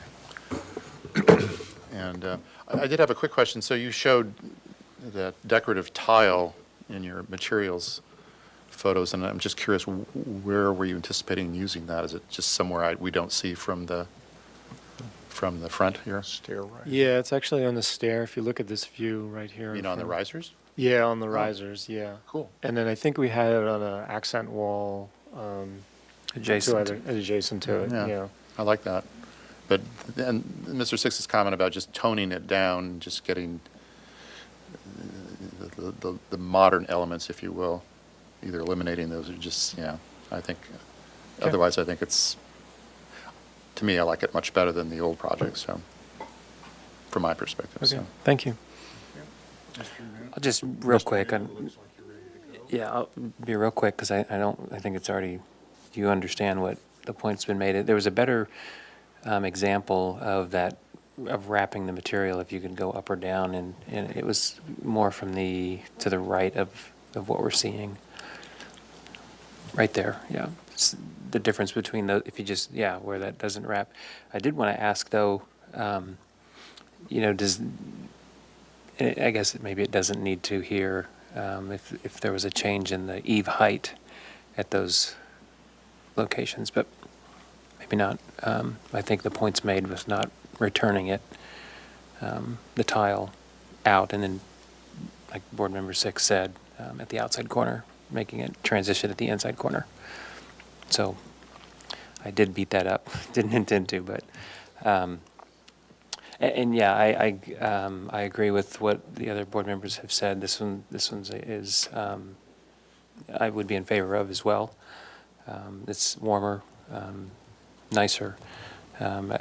Same comment about the surrounds. Not as in favor of those, but you're the designer, so I'll leave it at that. Oh, thank you. And Mr. Anderson. I would like to second the projecting metal around the fenestration. I think it's a little extra. I'm not sure that you need that to achieve the depth in the facade. I think the shadows could potentially do that alone, and maybe the windows can be set in a little bit so that it feels like it emphasizes the massing of the building and provides some protection. The other comment about the mass-based architecture, I think the feeling here for me intuitively would be to hold the plane of the facade on the further back mass in this image and continue it all the way, though that's a design decision about how you want to express the setback, but I think that would. Could you clarify that? Yeah, it would, to me, feel like it held the corner and the mass better if the building in the right, in the foreground, came all the way to meet the plane of the facade in the rear massing, so that the frontage of the architecture as a whole were maintained across the length of the building, rather than having some sort of terrace happen on the corner there. So you would. Sorry, are you referring to the second level, or? Yeah, that's exactly where I'm And referring it's to. this. Yeah, I'm suggesting, to me intuitively, it would feel better to pull that whole mass forward and eliminate the terrace, so that you This whole volume pull Yeah. it forward to. Yeah. I understand. so that you can hold the frontage across the I see. entire architecture. I think that would reinforce because the facade, is functioning in an urbanistic way to define the public space, and the more you kind of break it down and push it back like that with the setbacks, you know, like a New York City setback is for daylight to come down, and this is a low-rise building, so, you know, we can kind of hold that plane if that's a desire. I know you're trying to create outdoor spaces, but I think you are creating those outdoor spaces. You have the roof terrace, you know, you have the these little voids that become balconies. So that's my kind of big comment. I think that would speak to the returning around the corner thing. Okay, thank you.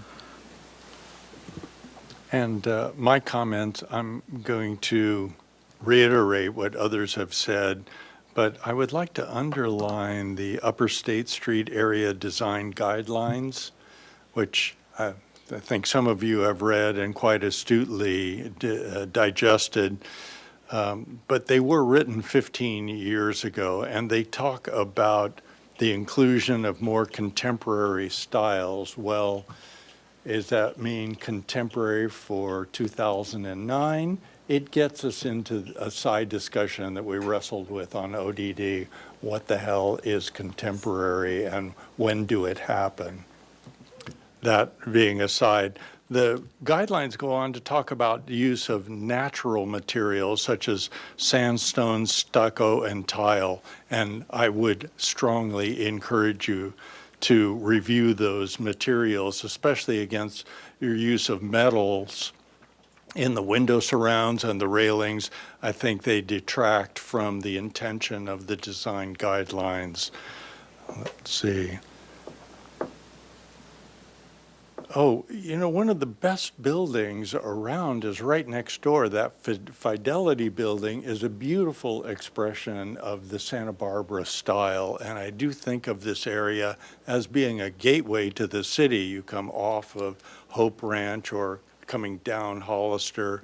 So I'm all for and support to the greatest degree possible the influence of the Santa Barbara style. And that Fidelity building, I think, expresses it in every way. And this bill, I would hope that this building would take cues from that building in an expression. You've rendered it in a couple of times, even smaller windows, just the small details that really make up the Santa Barbara style. I would show that adjacent three-story building on all your plan levels, because it's hard to interpret what the public comment that we made as the adjacency issue, I think, is very important. So in your future presentations, try to include that adjacent Fidelity building at all plan levels. Sections through the building, both through the street and perpendicular to that, showing that relationship at all floors would be valuable to the committee. And then as far as expressing that Santa Barbara style, you could develop the parapet to be a much stronger element. Right now, it's, I think, quite weak. It could cast a shadow, it could be a dentillation, but there again, looking to that Santa Barbara style, which is all about shade and shadow. I'm concerned about these fiber cement panels. While they could resemble a vertically raked plaster, which I think I heard you mention, again, I don't think they really impart that architectural expression that we're looking at. And we're at a deficit since you didn't show us any of the north or even the east elevation, even though I don't think anybody will ever see that. The north elevation would be important for us to evaluate comments such as were made by the public. So architectural style compatibility is so important, and I think it's underlined in the guidelines to really reflect that distinctive character of Santa Barbara. Even the massing can express that, whereas I think is exemplified on this building, on this view, the building on the right, contrary to what Mr. Anderson was saying, I think the variation of the massing adds to that Santa Barbara style, whereas the portion of the building on the left or the north is rather just a plain block. Not that it can't express that Santa Barbara style, but I think you need to work harder at it. And now I mentioned the metal window surrounds. Easily, if the windows were simply recessed rather than expressed by this metal surround, that would be more in keeping with the Santa Barbara character. Again, as other people said, the architectural features need to soften and humanize the building. I very much support Member Anderson's comment about the pedestrian experience, which I expressed on the first review. I don't think it really lives up to the potential of what could happen in this neighborhood and what we see happening with the development of the Macy's property adjacent. This is really going to become a major pedestrian area. And then finally, I don't have a solution for this, but, and you might again look to the Fidelity building, that great gaping maw of the garage opening works against everything that you're trying to accomplish, both in architectural character and pedestrian experience. I'll leave it up to your talent, your design talent, to figure that out. But at that point, when you do return to us, is it going to have a gate? Or are there going to be restricted access, I assume, for both the parking and the pedestrian? It would be helpful to us to know exactly what those proposals are. So with that long-winded assessment, are there any other comments on this project? If not, I think this is comments only. Mr. Busk, do you have anything else for us? No, thank you. I think we got everything. Okay. Well, thank you. Yeah, thank you so much. I appreciate your effort and time spent reviewing this. All right. Let's see. 4:10. Our apologies. We're running really late here, a half an hour behind our schedule.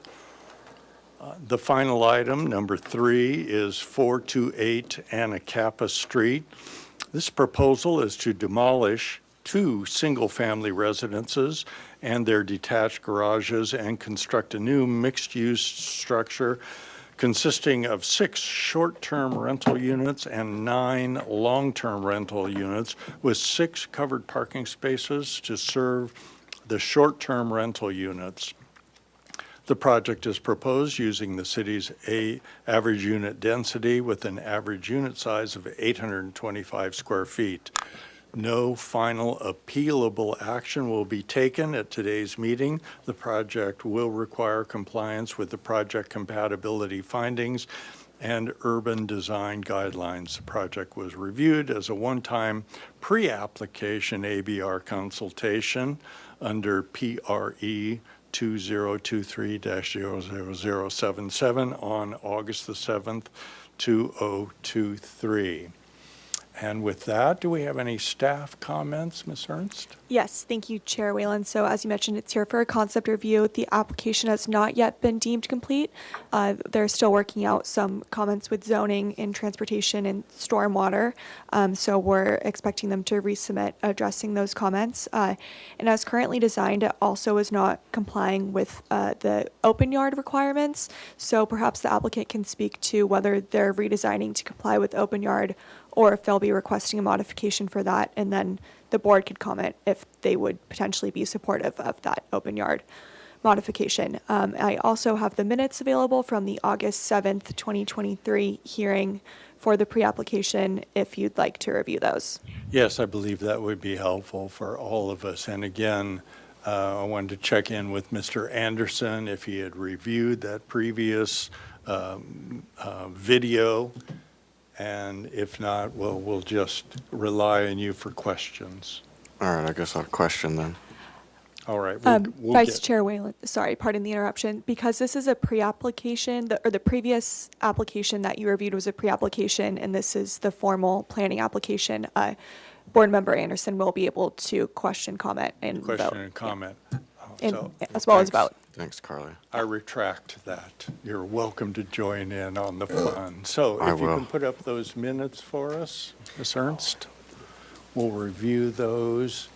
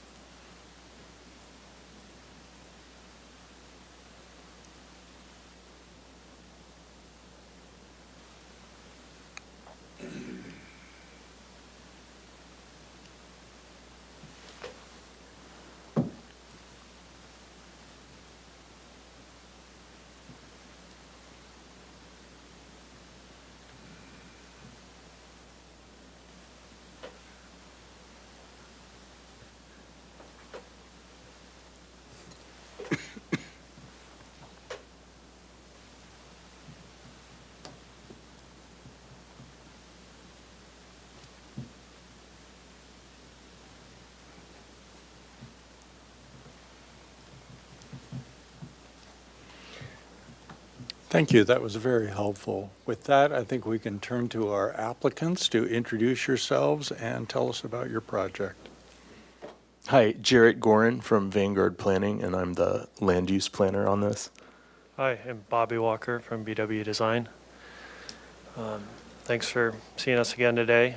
I just want to start by saying, I think it was about a year ago that you guys have seen this last, and I think just an overall kind of preface to this presentation is, I think Board Member 6 summed it up well in the last meeting, or in the last presentation, but we hear a lot of contemporary Spanish style used when describing some of these newer buildings. So toned down contemporary, I think, was a good comment you had that summarizes a lot of the comments that you guys had in your last meeting.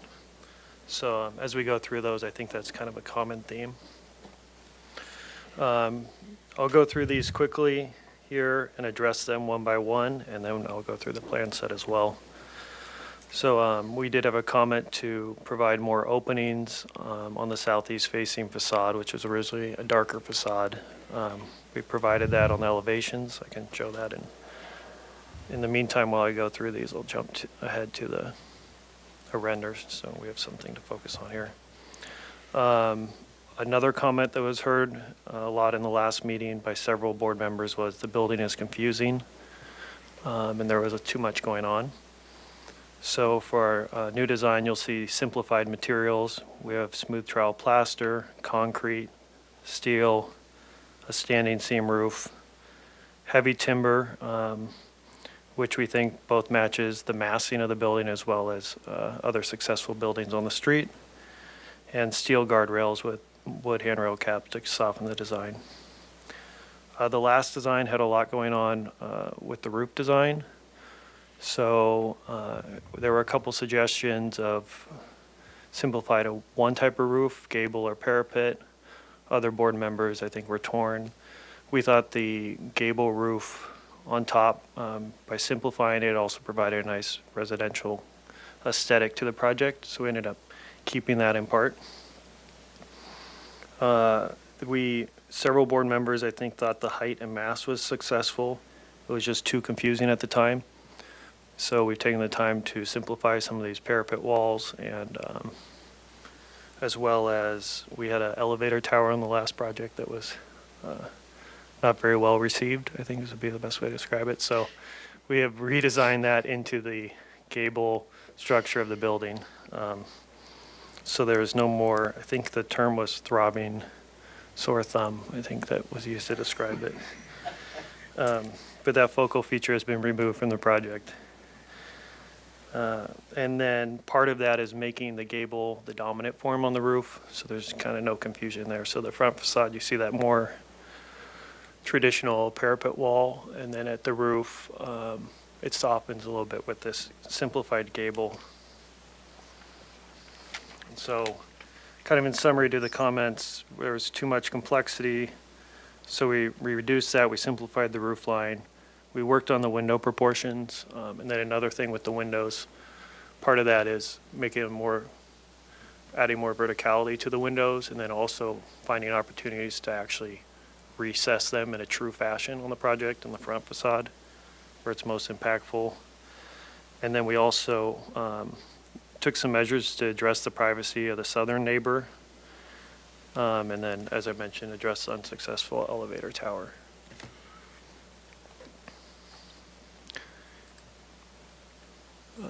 We'll just refresh on this bird's eye location here, but the street is kind of a mixed bag, a little bit of more contemporary design, commercial design here along this main street, and then older homes in the neighborhood properties that haven't been redeveloped. So this project is kind of a balancing act of a transitioning area, I think is a good way to describe it. So as you see here, we're very close to the corner, and we have some taller Spanish-style, contemporary Santa Barbara kind of Spanish-style buildings on the street.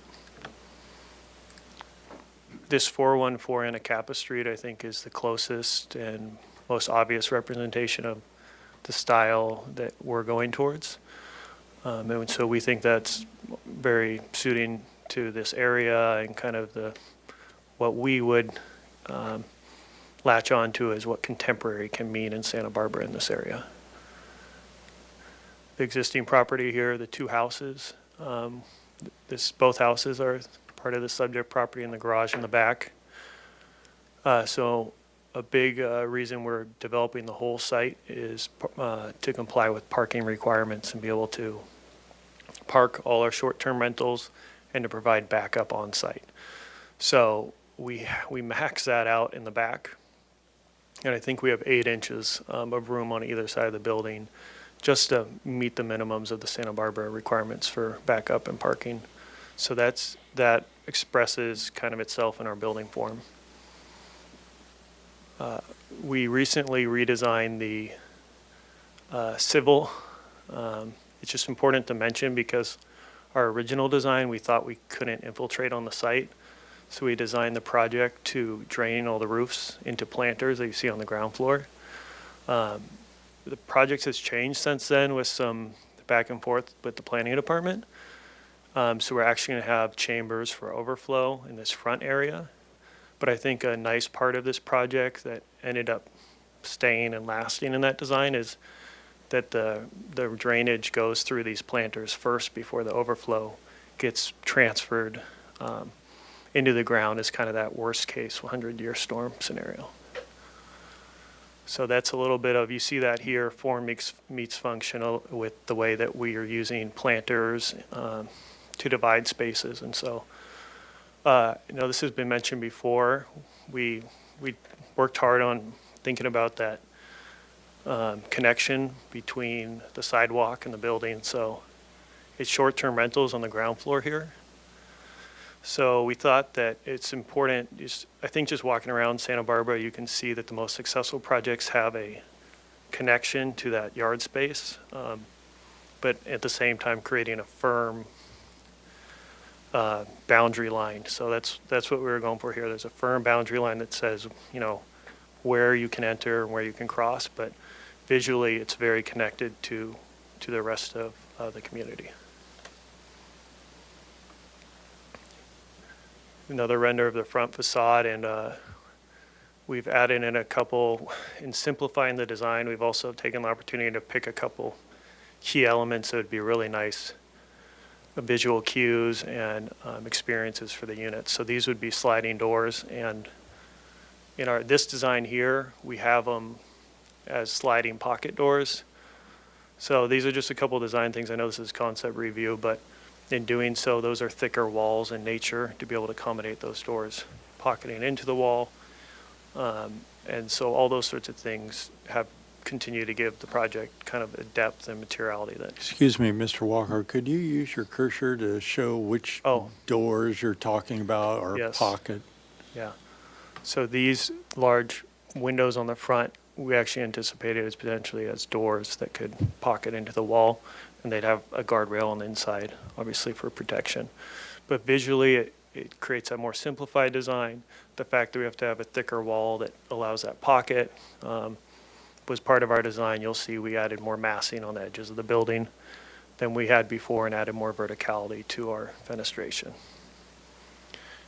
Here's that, on the left side of this image, this rendering is it used to be a dark wall that Board Member Noon had discussed didn't have enough opening, or balance-wise, maybe didn't have enough openings on in the last iteration. So we've continued to work on the balance on that facade while still providing the egress windows we require for each of the units. And here we've been working with the landscape team to provide planting that protects the privacy of the neighbor, but allows those units to be able to get it southern exposure and see the views out this direction from the building. It was discussed a little bit by Carly at the beginning of this presentation, but Jarrett's going to speak a little bit to the open yards. But because we're very constrained on the ground floor, we're using this open space, public open space on the roof deck to be able to kind of satisfy that for the tenants of the building. And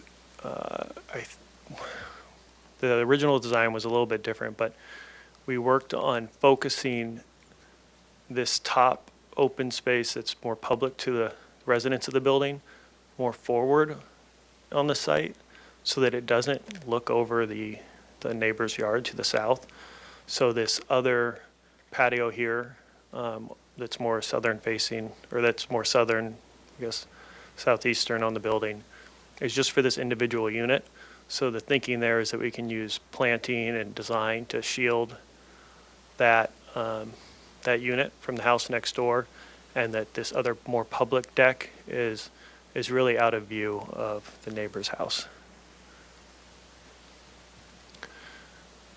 This, as you saw in the last iteration, we had that rooftop tower we eliminated.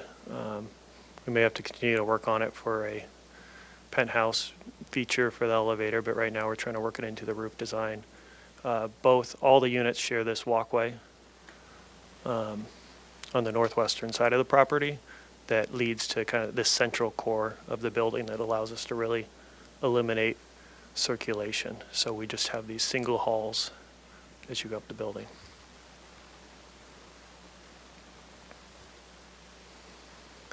And then here we have four-sided elevations for you that shows where we address the, really simplifying the building. I think our last design, we had a very horizontal band around the whole building. So in this one, we played with expressing the building differently so that these forward massings came all the way to the ground to ground the building on that front corner. And then we've been working with the massing so that these larger, heavier elements feel like they land appropriately and are not spindly on the edge of the building. And you can see here where we've worked those planters, and as well as this is the trash area, if you can see the cursor here, into the design of the building at that ground floor level. So it's not just a continuous band of concrete, but there's play and articulation.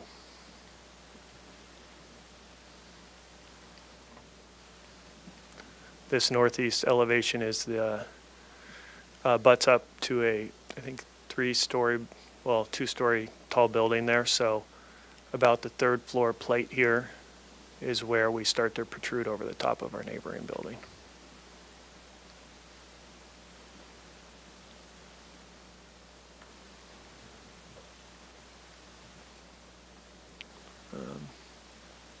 I think that is, one more page here. This, again, the simplification, we'll use a smooth trowel plaster. Mostly board form concrete is what we're proposing on the ground floor, and then poured in place concrete where we have curbs at the planters or at the site walls, and then corten steel. And the wood accent is these larger beams you see, and then also we have caps on top of the steel guardrails. Yes, I'll just address the modification. So there's a standard requirement for, I think it's 15% at-grade open space, like in addition to open space within setbacks and all that. And that's sort of impossible to do on most of these infill projects downtown. And, you know, every time we've had one of these things come up, the discussion's always been having some 15% open space that's at grade, but that's surrounded by buildings that are 2 and 3 stories tall all around it, really isn't a very nice usable space, and it doesn't accomplish the additional light and air, which is sort of the intent of that space that you see in areas that aren't quite so infill and zero lot line, like this is partially now with the building behind us and what will ultimately end up being when the other properties around us develop. So in almost every case where we've got one of these, we ask for modification and we move that open space up to a roof deck and onto private decks around the building, and we get our light and air by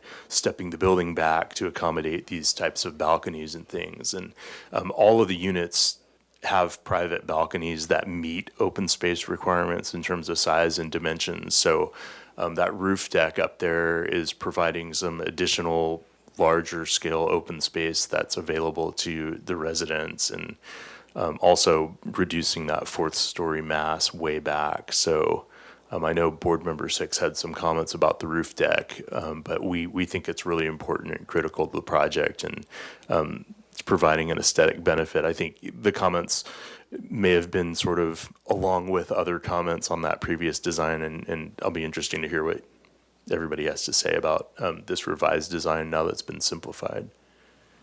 I just want to clarify quick, I think we do have one deck that is not compliant on the southeastern elevation because we're concerned about the privacy with the neighbor and hanging out too far.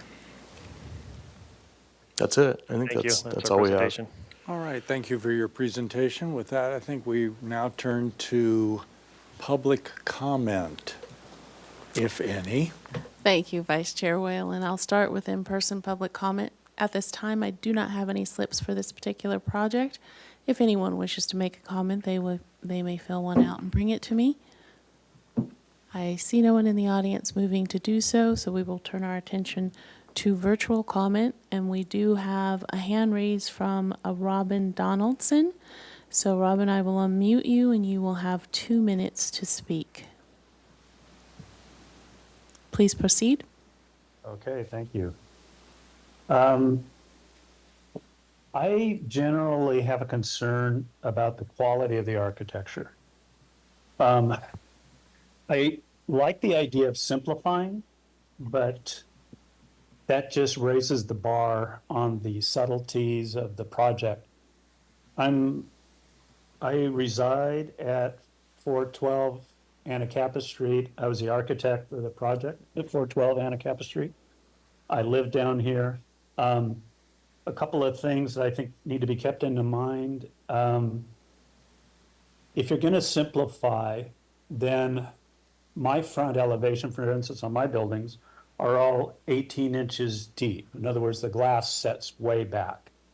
And with this simple, kind of more contemporary Santa Barbara style, I think you really need to do that. I think also there's issues around what's actually going to go in front of the building. You know, we have standpipes, we have a lot of services that this building's going to require, perhaps even a transformer.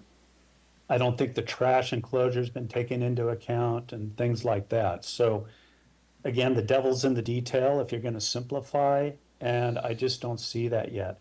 Proportions are kind of awkward, window sizes, things like that. I think it could get there, but it's going to take a lot of refinement.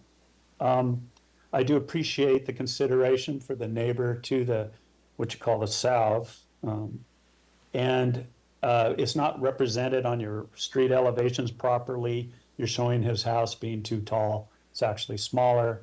But the point being, if you can do whatever this board can do to help the neighbors to the south, you have lovely old residences that have been there a long time.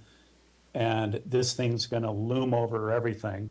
And I think when you have this aggressive of a massing, of course you can't do the open space. However, I have the open space. I'm an infill project.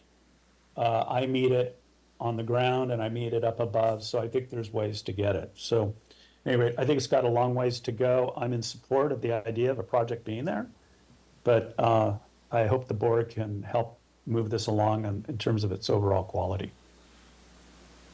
Thank you. Okay, we will continue on with public comment. At this time, I do not have any further hands raised for virtual comment, and we did not receive any written correspondence for this project. So at that, I'll turn it back over to you, Vice Chair Whalen. Thank you, Ms. Softful. Well, I'm going to mix it up here and start with questions from Mr. Black.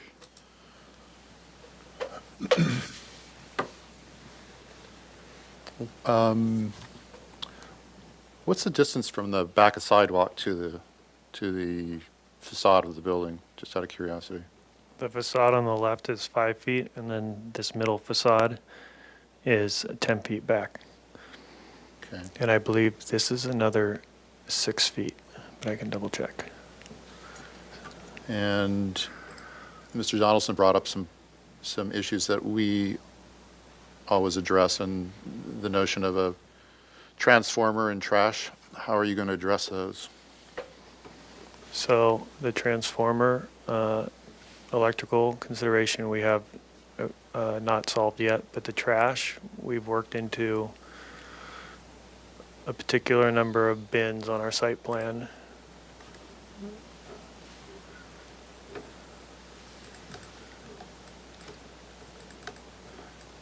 Here that we thought was pretty well located near the elevator, but in the driveway, and then it's protected by that core 10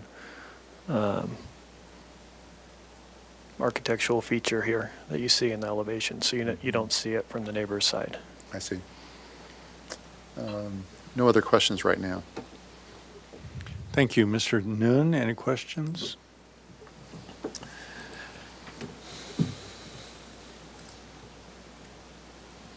I guess I don't really have any questions. You've mentioned how you've tried to address the privacy on that south property, so we'll talk about that later. Okay, Mr. Thank you. Anderson, questions? If we could just like see this site plan a little bit closer, so, because I think that was a question I had as well. What is exactly the driver behind the setback of the building facade, why it steps back? And I think, could you talk about that a little bit, or is there a reason for that, I guess, functionally or aesthetically, I guess? We provided a 5-foot building setback, and then I would say this 10-foot setback was aesthetic, as well as trying to, I believe it was from the design guidelines, trying to balance that the whole facade is not right up on the setback. So this is the compromise that we came up with, and we thought bringing the corner element not on the residential side forward as a grounding element was a nice way to accomplish that. And then it steps back from there as it goes more south towards the neighbor. Well, another thing, I mean, I remember back when we were originally talking about this, like AUD calls for an average 5-foot setback. And on a lot of these projects, you'll have sections that are 0 setback and other sections that compensate for that. And you end up with an average of a 5-foot setback. And from the outset on this, we wanted to exceed that. So, and a reason for that 10-foot setback where we have it is that's where we have front door elements that face towards the street. So we wanted to provide a larger setback for some relief to those front doors rather than having them be right up close to the street there. Whereas as we turn around the corner there, I think that door begins to open towards the walkway that's on the side. Tell me if I'm wrong. Right here. Yeah. No, that's incorrect. It is up towards the So it still opens towards the street, but the reasoning for the larger setback was initially for those doors to get some more space, and then just to provide larger setbacks than are required up along that street. And with that, could you talk a little bit about the experience of the building and kind of how one would approach this building? Because in the general strategy for circulation on the ground floor and in the site plan? Mm-hmm. So I think I mentioned this, but the main driver on this site from the start was the parking and being able to provide as many spaces as we needed outside of the front setback area, screened from the street, with turnaround. So a few massing iterations, this back area provided the best response to that from our interpretation. These front units are short-term rentals, so you approach these theoretically, you know which unit you're going to, and you approach it from the street. So we wanted to give each unit its own approach and own sense of place if you're visiting, that is your unit and this is kind of your outdoor space to settle into for a few days. We put the circulation on this north side because with the limited space, we like the idea to completely separate where you walk as a resident with the parking and where you're driving in, so that if you want to just live that more urban Santa Barbara lifestyle where you don't want to get in your car every day, potentially, you're not walking through a parking garage necessarily. There's another avenue to get out onto the street. So those three things were the main drivers, and I think from an architectural standpoint, providing a simplified core to the building without a bunch of internal walkways, produce this loop of how we came to come around the middle of the building from the outside.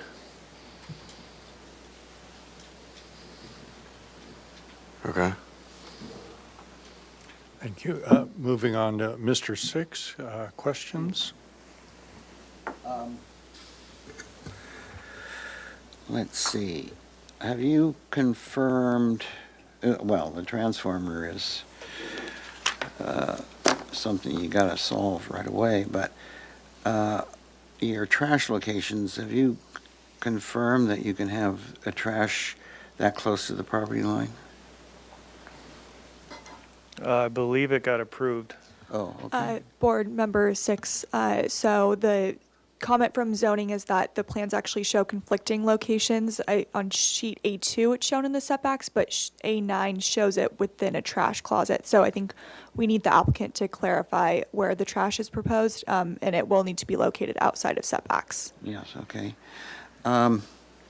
If we could go to the northern elevation.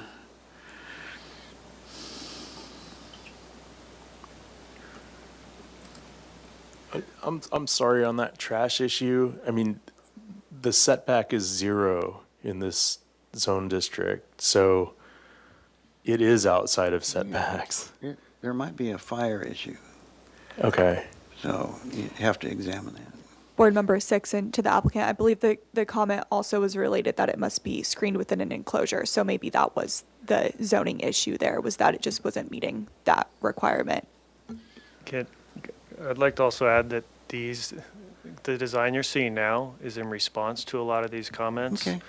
And so I think with this, we do think this is our way of addressing that All it's right. in an enclosure, that the comment's not based on this iteration, it's based on the previous one. All right, so on this north elevation, if we could move that center sheet, there you go. Is there any reason that blank white rectangle above the garage openings, could that be a pitched roof and have a simple valleys and so forth, instead of going to all the complications of a flat roof and cants and so forth and so on? It seems like that would kind of complete this feeling of the combination of, well, that's too commenting. Is there any technical reason that that could not be a pitched roof and marry into the 90-degree pitched roof in the back of it? No, there's no technical reason. All right, thank you. And then I noticed that your flat awnings on the lower front elevations on the entry doors, those appear to be just trellis. Could those, yes? Yes. Could those be actually a weatherproof protection for those entry doors? Yes, they can. All right. And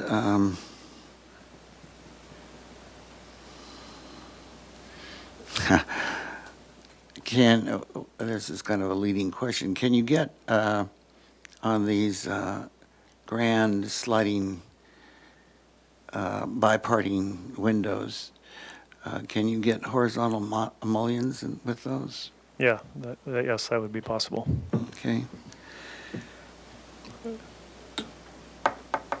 I think those are my questions. Thank you. And Mr. Soffren, any questions? Yeah, you were, forgive me if you've already covered this, but you're seeking relief for the open yard, and I'm just kind of curious, what's the percentage of open yard that you have achieved on the ground level? How big is our lot? 6,000 square feet? Let's just take a quick look at the plan. Yeah. I'll ballpark that for you. I mean, it's probably 0 because there's a minimum dimension component to that as well. And I think it's at least 10 feet.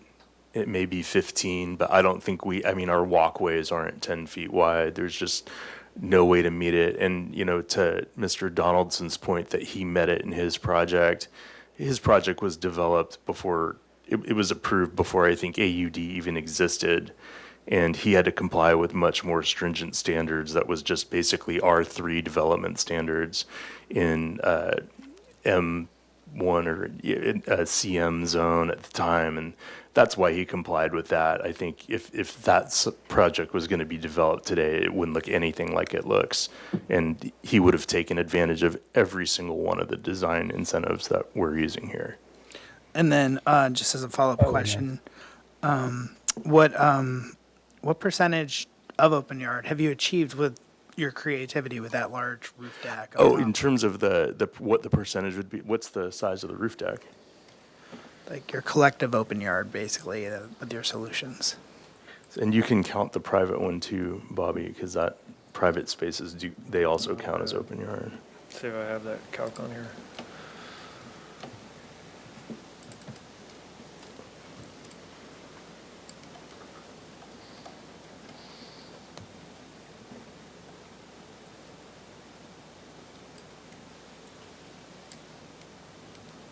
Okay, so on the 4th floor, we provide 550 square feet of common open yard. And what's the size of the balcony that's right next to it for the private 4th story deck components? All of them. I think that's 218. So there's 218 next to the 550. Yeah, and then our total proposed open yard on the project is 1,126. But we also have open yard on the 3rd back unit as well on the 4th floor. How much is that? 115 square feet. Okay. I have it right here. So that's 883 divided by about 6,000 square foot lot. So that's almost 15% open space on those decks. And I'm only counting those. I'm not counting all of the balconies that are below them and covered over by other balconies and all. But yeah, if you were looking two-dimensionally down at our site plan and looking at what our open area is there, I think, which is kind of what you might be getting at here, we're right about at 15% with what we're providing. Okay, thank you. And I just have one teensy-weensy question. You talked about the use of Core 10. Can you specify where the Core 10 is used and where other metals are used? Yeah, the Core 10 is used exclusively at the ground floor plane. And I will go to a render to show, 2 renders here to show this. So the idea being that the only thing they're in contact with is the concrete curb as well as the gates. So they're used as this front entry gate area, and then they're also used here decoratively with the planters, and then as that trash enclosure as well. So does the enclosure fully encapsulated on the roof too? Or is it just vertical? Right now, it's open air. So it's just the vertical? Yes. All right, then. If there are no other questions? I've got a follow-up, Yes. if I could. Back to the privacy issue. I know you've got the balconies on the south, and you've talked about planting and, just some screening. Was there a consideration of, maybe logistically you just can't, but putting those on the north side? And what's the reason that they're on the south? Is it just, it needed to be because of the building? Were you trying to obtain a view from that side? Yeah, views and light are the main concern, and then on the north side, darker, and as well, it just overlooks a commercial parking lot. Okay. So noise was another concern. Okay. there. Okay. Okay. All right. Mr. Noon, why don't you continue with comments? Okay. So I think it is in the right direction from what we stated last time, the simplicity and all those things that we've been discussing. I'm in support of that. I think, when you look at that front elevation, looking forward to the detail that's going to follow, as the design develops. I think not to add complexity to it, but I think just adding some detail to those elevations. That's a pretty important elevation. So looking forward to how that develops. I agree with the comment about that roof, that blank wall. I think, very minor, that wood trellis.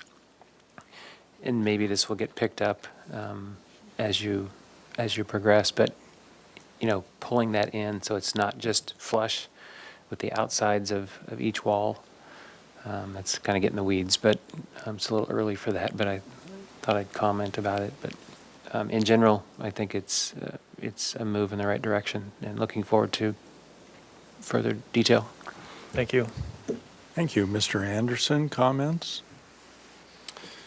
My first comment is related to the fact that in my view, the plan is kind of ill proportioned when you look at some of the residential spaces and how that would feel to live in, and how that really is reflected in the exterior of the building too, I think. And I think it's directly related to the fact that there's no clear site circulation strategy. And so I think that needs to be thought about. I think it doesn't sound like that the fact that a resident would park their car and then walk out of their car to the front unit. There's no residential parking in this project, and none is required. So what is the parking in the back? Exactly? It's for short-term rentals on the ground floor, which do each require one parking space. Those are the ones I'm referring to. Okay. Those aren't residential, right? Then because Those aren't residential, and there's a direct route from the parking lot straight through the back, right to most of those units, with the exception of the three that face. I don't want to get into a back and forth, but anyway, I just wanted to make sure that it's clear that there's no circulation issues from the parking to residential units. The city is hardcore that This a is short-term my rental time isn't to comment, residential. not your time. Thank you, So- Mr. Gorin. Mr. Anderson? Yeah, the comments related to the lack of a clear site circulation strategy and the fact that the plan doesn't seem to have a coherency that I believe emerges from that lack. My other comments are about the general architecture of the building from the perspective, and I think there's a kind of I know it's been stated in the meeting minutes previously, and when I look at the street perspective on this, I don't feel good, but I also don't feel any clear direction on what this building wants to be, other than attempting to borrow certain tropes from what you may believe is a work of architecture in the neighborhood. And I think that is having a deleterious effect on the architecture of this building because there is no concept. Therefore, it suffers in, the overall massing and the facade and fenestration strategy. I'd be curious, what are some things from a design perspective that excite either of you, So that's my comments. Thank you. Moving on to Mr. Black, comments? I don't have any other comments right now. Thank you. Mr. Six, comments? Yes, thank you, Chair Whalen, Vice Chair Whalen. I think it's come a long time, a long ways. It's much improved since the last one. That's very obvious. I think, as the previous project we talked about, it still needs to be toned down from taking some of the edge off of the more modern contemporary expressions, the black and white. I think that though these biparting doors are sexy and dramatic, I think that there are other dramatic ways to have casement windows that open up and you get a more traditional sash and, a double sash at the open windows and the hierarchy and the mullions and horizontal as well as vertical and different sizes. And And I think that goes throughout all the windows. I think that there needs to be much work on the cut-ups and the proportions of all the windows, especially those dramatic biparting windows. As I said in my first question, and that I think it's important. I don't know if we've gotten into our window sections and so forth, but especially the larger windows need to have a lot of setback from the surfaces to get back that idea of the mass-based architecture.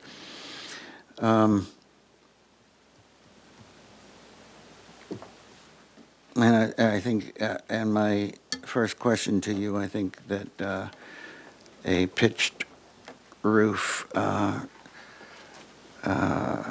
90 degrees to your main pitched roof on that massing in the adjacent to the parking is important, and in fact a lot easier to construct. And again, my question, I think that that each entry door, well, let's back up. I don't think I oppose the site circulation. I think that having these front rental units with the cute little doors and front porches are just what kind of our walkability sensitivity is about. And I think the circulation is appropriate to the different uses, and there's a bigger question about overall parking, and it's the number of parking for full-on units, but we've crossed that bridge, and the political politics has demanded that we can't expect to have parking for all these units, but that's way bigger than what this is about. And I think what this is about with the short-term and residences and a logical way to get to them, and again, the walkability in the front of the building, I think is it tends to have a nice look. I think that as I mentioned in my questions, I think that it's important that all these entry doors on the lower floor, and even a few of them are unprotected on the upper floors, that when you have a door, it just, it needs to have weather protection, and practically as well as aesthetically. And I think you'll find, the doors I'm talking about on the upper floors also that have that issue. I don't mind the use of Core 10 as you've used it, but I think that especially if we could go to A4. Can we go to A4, the sheet A4? Sheet A4, Mr. Walker. I think it's there that, this Core 10 and its concrete base are just very harsh and unfortunate against the sidewalk. I think that if I understand the sizes of the yards, especially those that are recessed back from at 10 feet, you could sacrifice a bit of the yard space for planting and softening of that wall. And I don't think Core 10, this confronting to the street is a good idea. It'd be lovely to have a stone, but if if that's out of the budget or too thick, losing too much space, maybe a plaster of some sort or something softer. I just don't, I feel very uncomfortable with that very contemporary material against the street, as harsh and unrelieved as it is.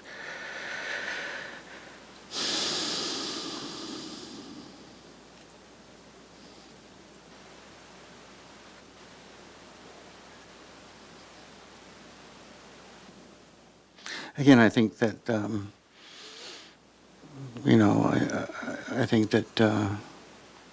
I think it's a great improvement from last time, and I think you're in the right direction. Thank you. And Mr. Sofrin, comments? Yeah, I agree with everything Commissioner Noon had said with just like his feedback, and especially sort of like setting that trellis back a little bit. I think that would be nice.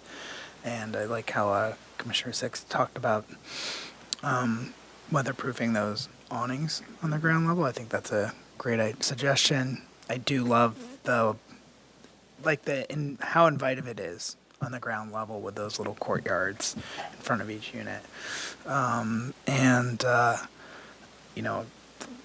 Nobody commented on the open yard, and I'm just kind of curious about that because that's a waiver that you're looking to achieve. I wonder if there's a way that you can, because I think you said you're just at the 15%, but you're over if we add up all the deck space, and really appreciate that, because I think I'm in favor of what you've done, because I think it makes it more accessible and better, more usable realistically for the people who are in this space. So I'm still got a ways to go, but I think you guys are moving in the right direction. That's it. Thank you. And I will chime in with my own comments, sort of shared and maybe reiterated by those that came before me. The numerous parapet versus railings, and this applies to all levels, I would encourage you to just do away with the railings. It might be a clearer intent if they were just solid, because especially on the balconies tend to collect bicycles and and surfboards and all the stuff that you can't fit in your closet. So I would think the more that those can be privatized from public view, the better. This is sort of a question too, but those balconies that are showing up on the far right there underneath the garage entry, is that in the same plane, the entry to the garage and the adjacent wall, or are those set back? Are the balconies in the same plane as the The- garage below it? The intent is that the garage should be set Shifted back, Good. yes. If it's not expressed there. Let's yeah. see. It appears that you're offering a turn metal roof. I would suggest that it either be a red color rather than black. And this is to the previous comment, to move away from the style that I wish would die, the black and white. That goes for not only window surrounds, but the turn metal roof. Perhaps it could suggest a tile roof by being a red color. Adding interest on that northeast elevation, perhaps even up in the pitch of the eave, just a couple of little dashes. The round tile hole is often used. I question the neighborhood compatibility of the bulk and scale, because of others have talked about the compatibility with the neighbor to the south. It seems to me, and this is way too late for it, that the massing should really occur on the north side and step down. But I think that ship has sailed.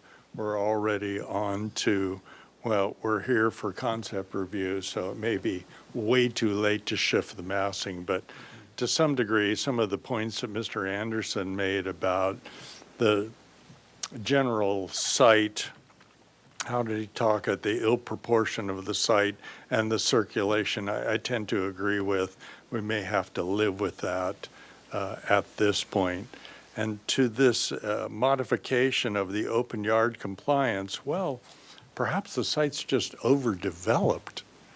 And when I take into account the other comments that have made about site circulation and the awkwardness of the plan, it sort of tends to support my assessment of it. The site's just a bit overdeveloped. These large openings on the face that are going to be pocket doors, those will require some sort of railing, won't they?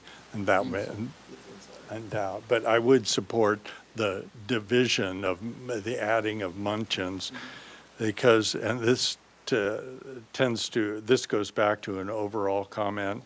I think your architectural concept, and this comes from both Mr. Donaldson's comments and others, the design has an identity crisis. To my mind, it looks like it was a craftsman that wanted to be a Spanish colonial revival, and it has ended up in, yeah, maybe a bit of contemporary trying to get there. So I would encourage you to focus on one style and express that clearly, if that's as vague as I can be. But it does occur to me to have a severe identity crisis and has kind of a look that it's been added onto over the years rather than a complete architectural idea of massing and finishing. And I think those should be readily apparent in the drawings that you show us. And I hear that from others and myself. It's just not there yet. So with that, May I? Yes, you have. I concur with some of what you said, but I think that specifics could help. Is like, I think one of the things that you could do is make your trellis both on the upper floor and the second floor corner much more traditional. You could, and I concur, I like Vice Chair Whalen's idea about solidifying these long, continuous balcony railings, but perhaps, and I think I know what you want to do, you want to, when you sit down, you want to look out. Maybe there's some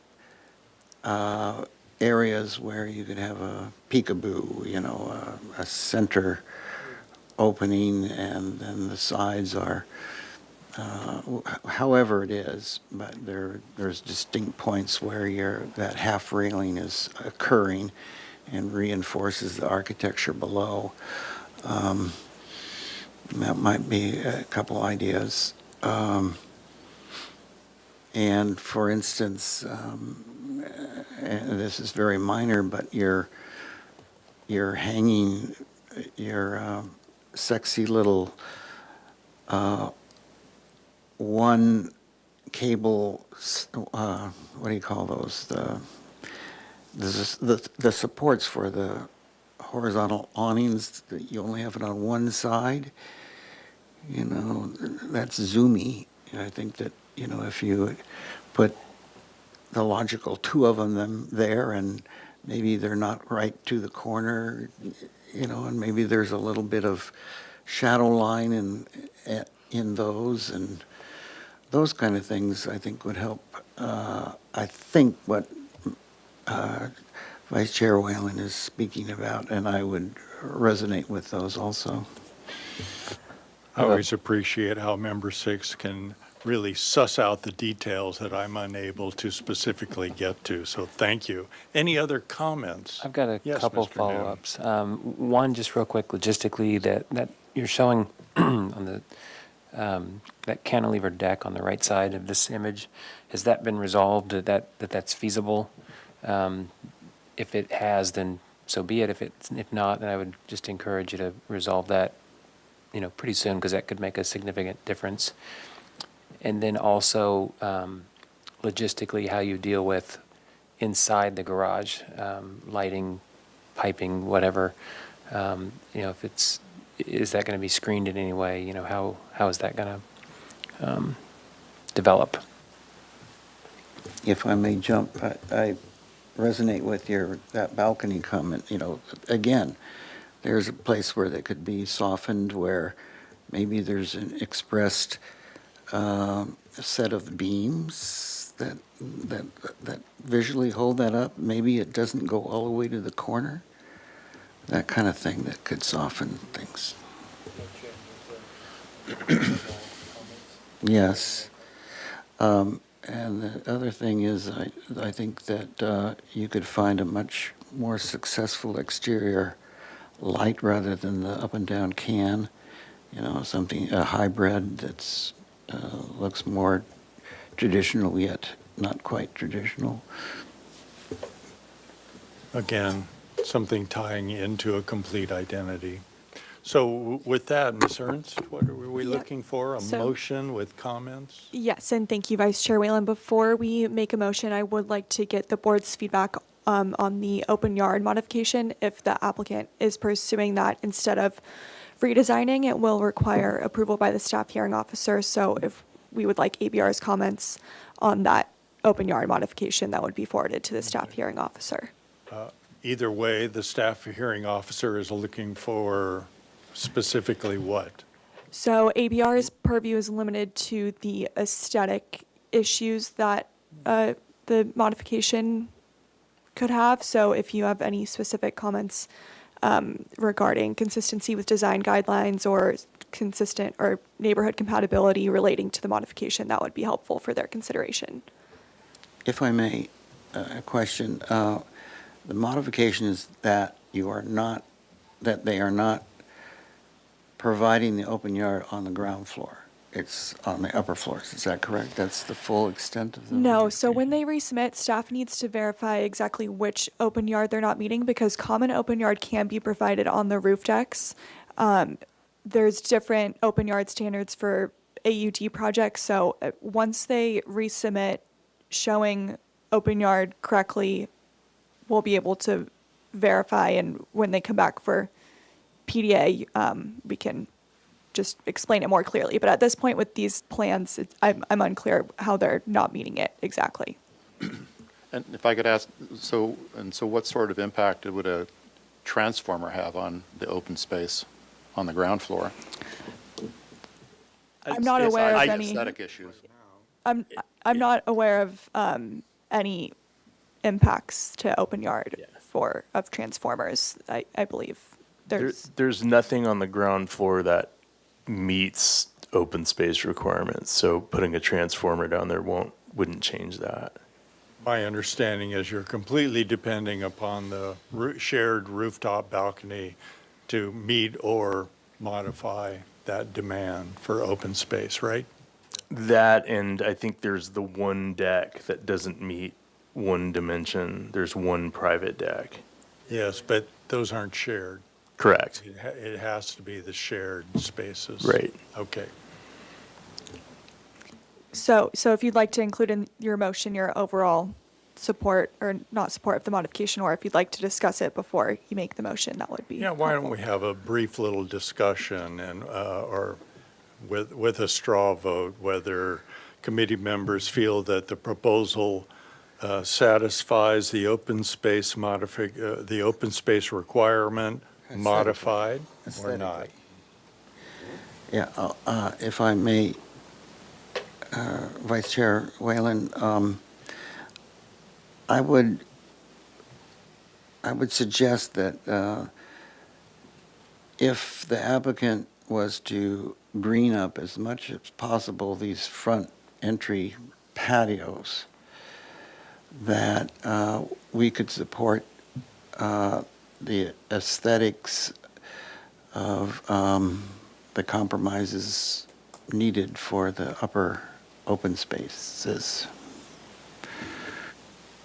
So kind of a hostage there? Not at all. Other comments on the open space modification, Mr. Anderson? Yeah, I think the comment about the site being overdeveloped is directly related to the open space potentially, and I would recommend holding to meet the actual open space requirement rather than granting some sort of modification to that. And I think hopefully that will encourage some sort of aesthetics that better,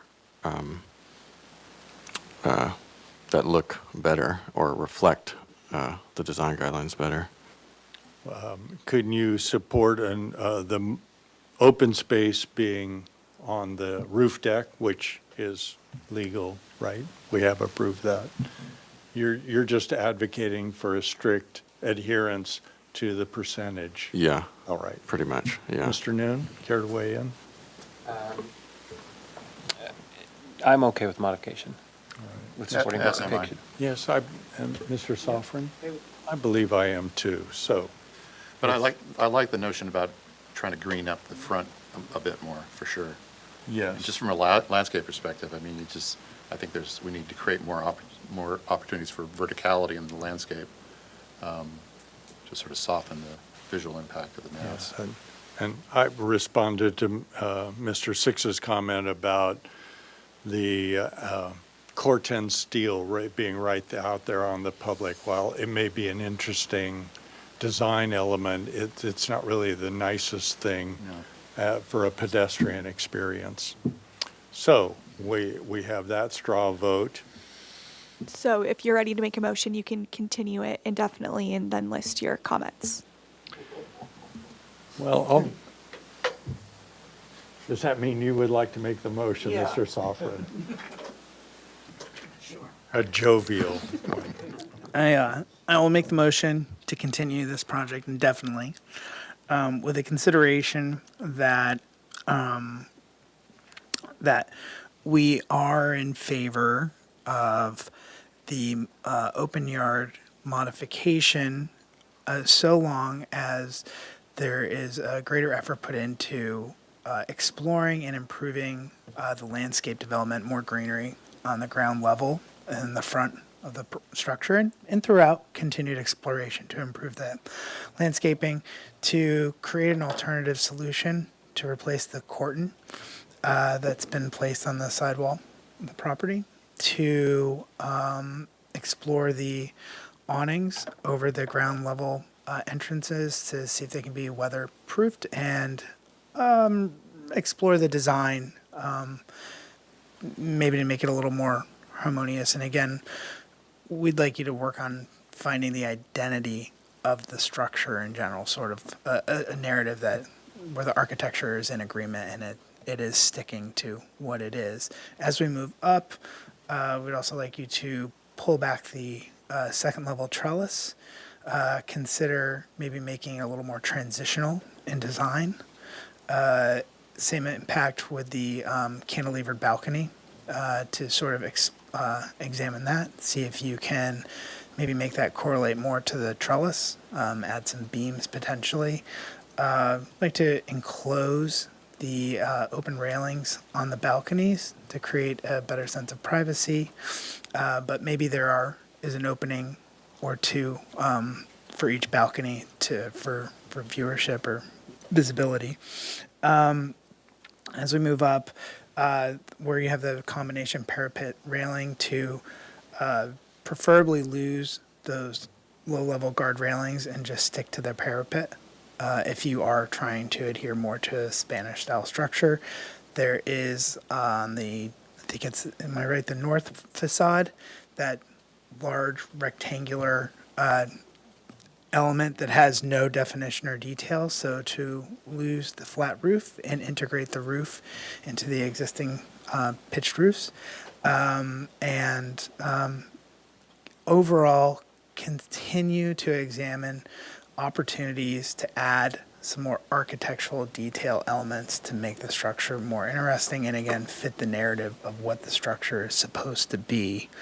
And then going all the way up to the top roof deck, same sort of comment about the trellis structure up there, making sure that that trellis structure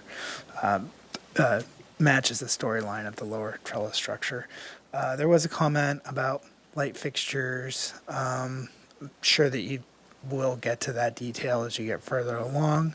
And to also examine in the parking structure the feasibility of, what you're going to do to conceal lights, sort of mechanical equipment, and, deal with sort of how that entrance is going to work. Does that cover everything? The Yes, sir. black and white, moving away from the strict black and white. And also, can you please explore moving away from the strict black and white, integration of more sort of softer materials that might be more conducive to the nature of Santa Barbara's architecture? I'd also like to see future renderings reflect the, size and location of a transformer, because it's going to have a big impact. And for the next iteration to reflect the size of a potential transformer as well as all mechanical solutions, HVAC, anything, so that when you come in and we have these questions, you have solutions prepared in your architecture and that's already been accommodated. I'll second that with a further comment to study the mullion breakups to provide a more softer, traditional look. Okay, great. Well done, Mr. Sofrin. Thank you, sir. I believe that's a motion and a second, ready for a vote. Ms. Hoppel? Vice Chair Whalen, Yes. Board Member Anderson, Yes. Board Member Black, Yes. Board Member Noon, Yes. Board Member Six, Yes. Board Member Sovereign, Yes. motion passes. Thank you. And that concludes our agenda for the Architectural Board Review for August 16th. Thank you.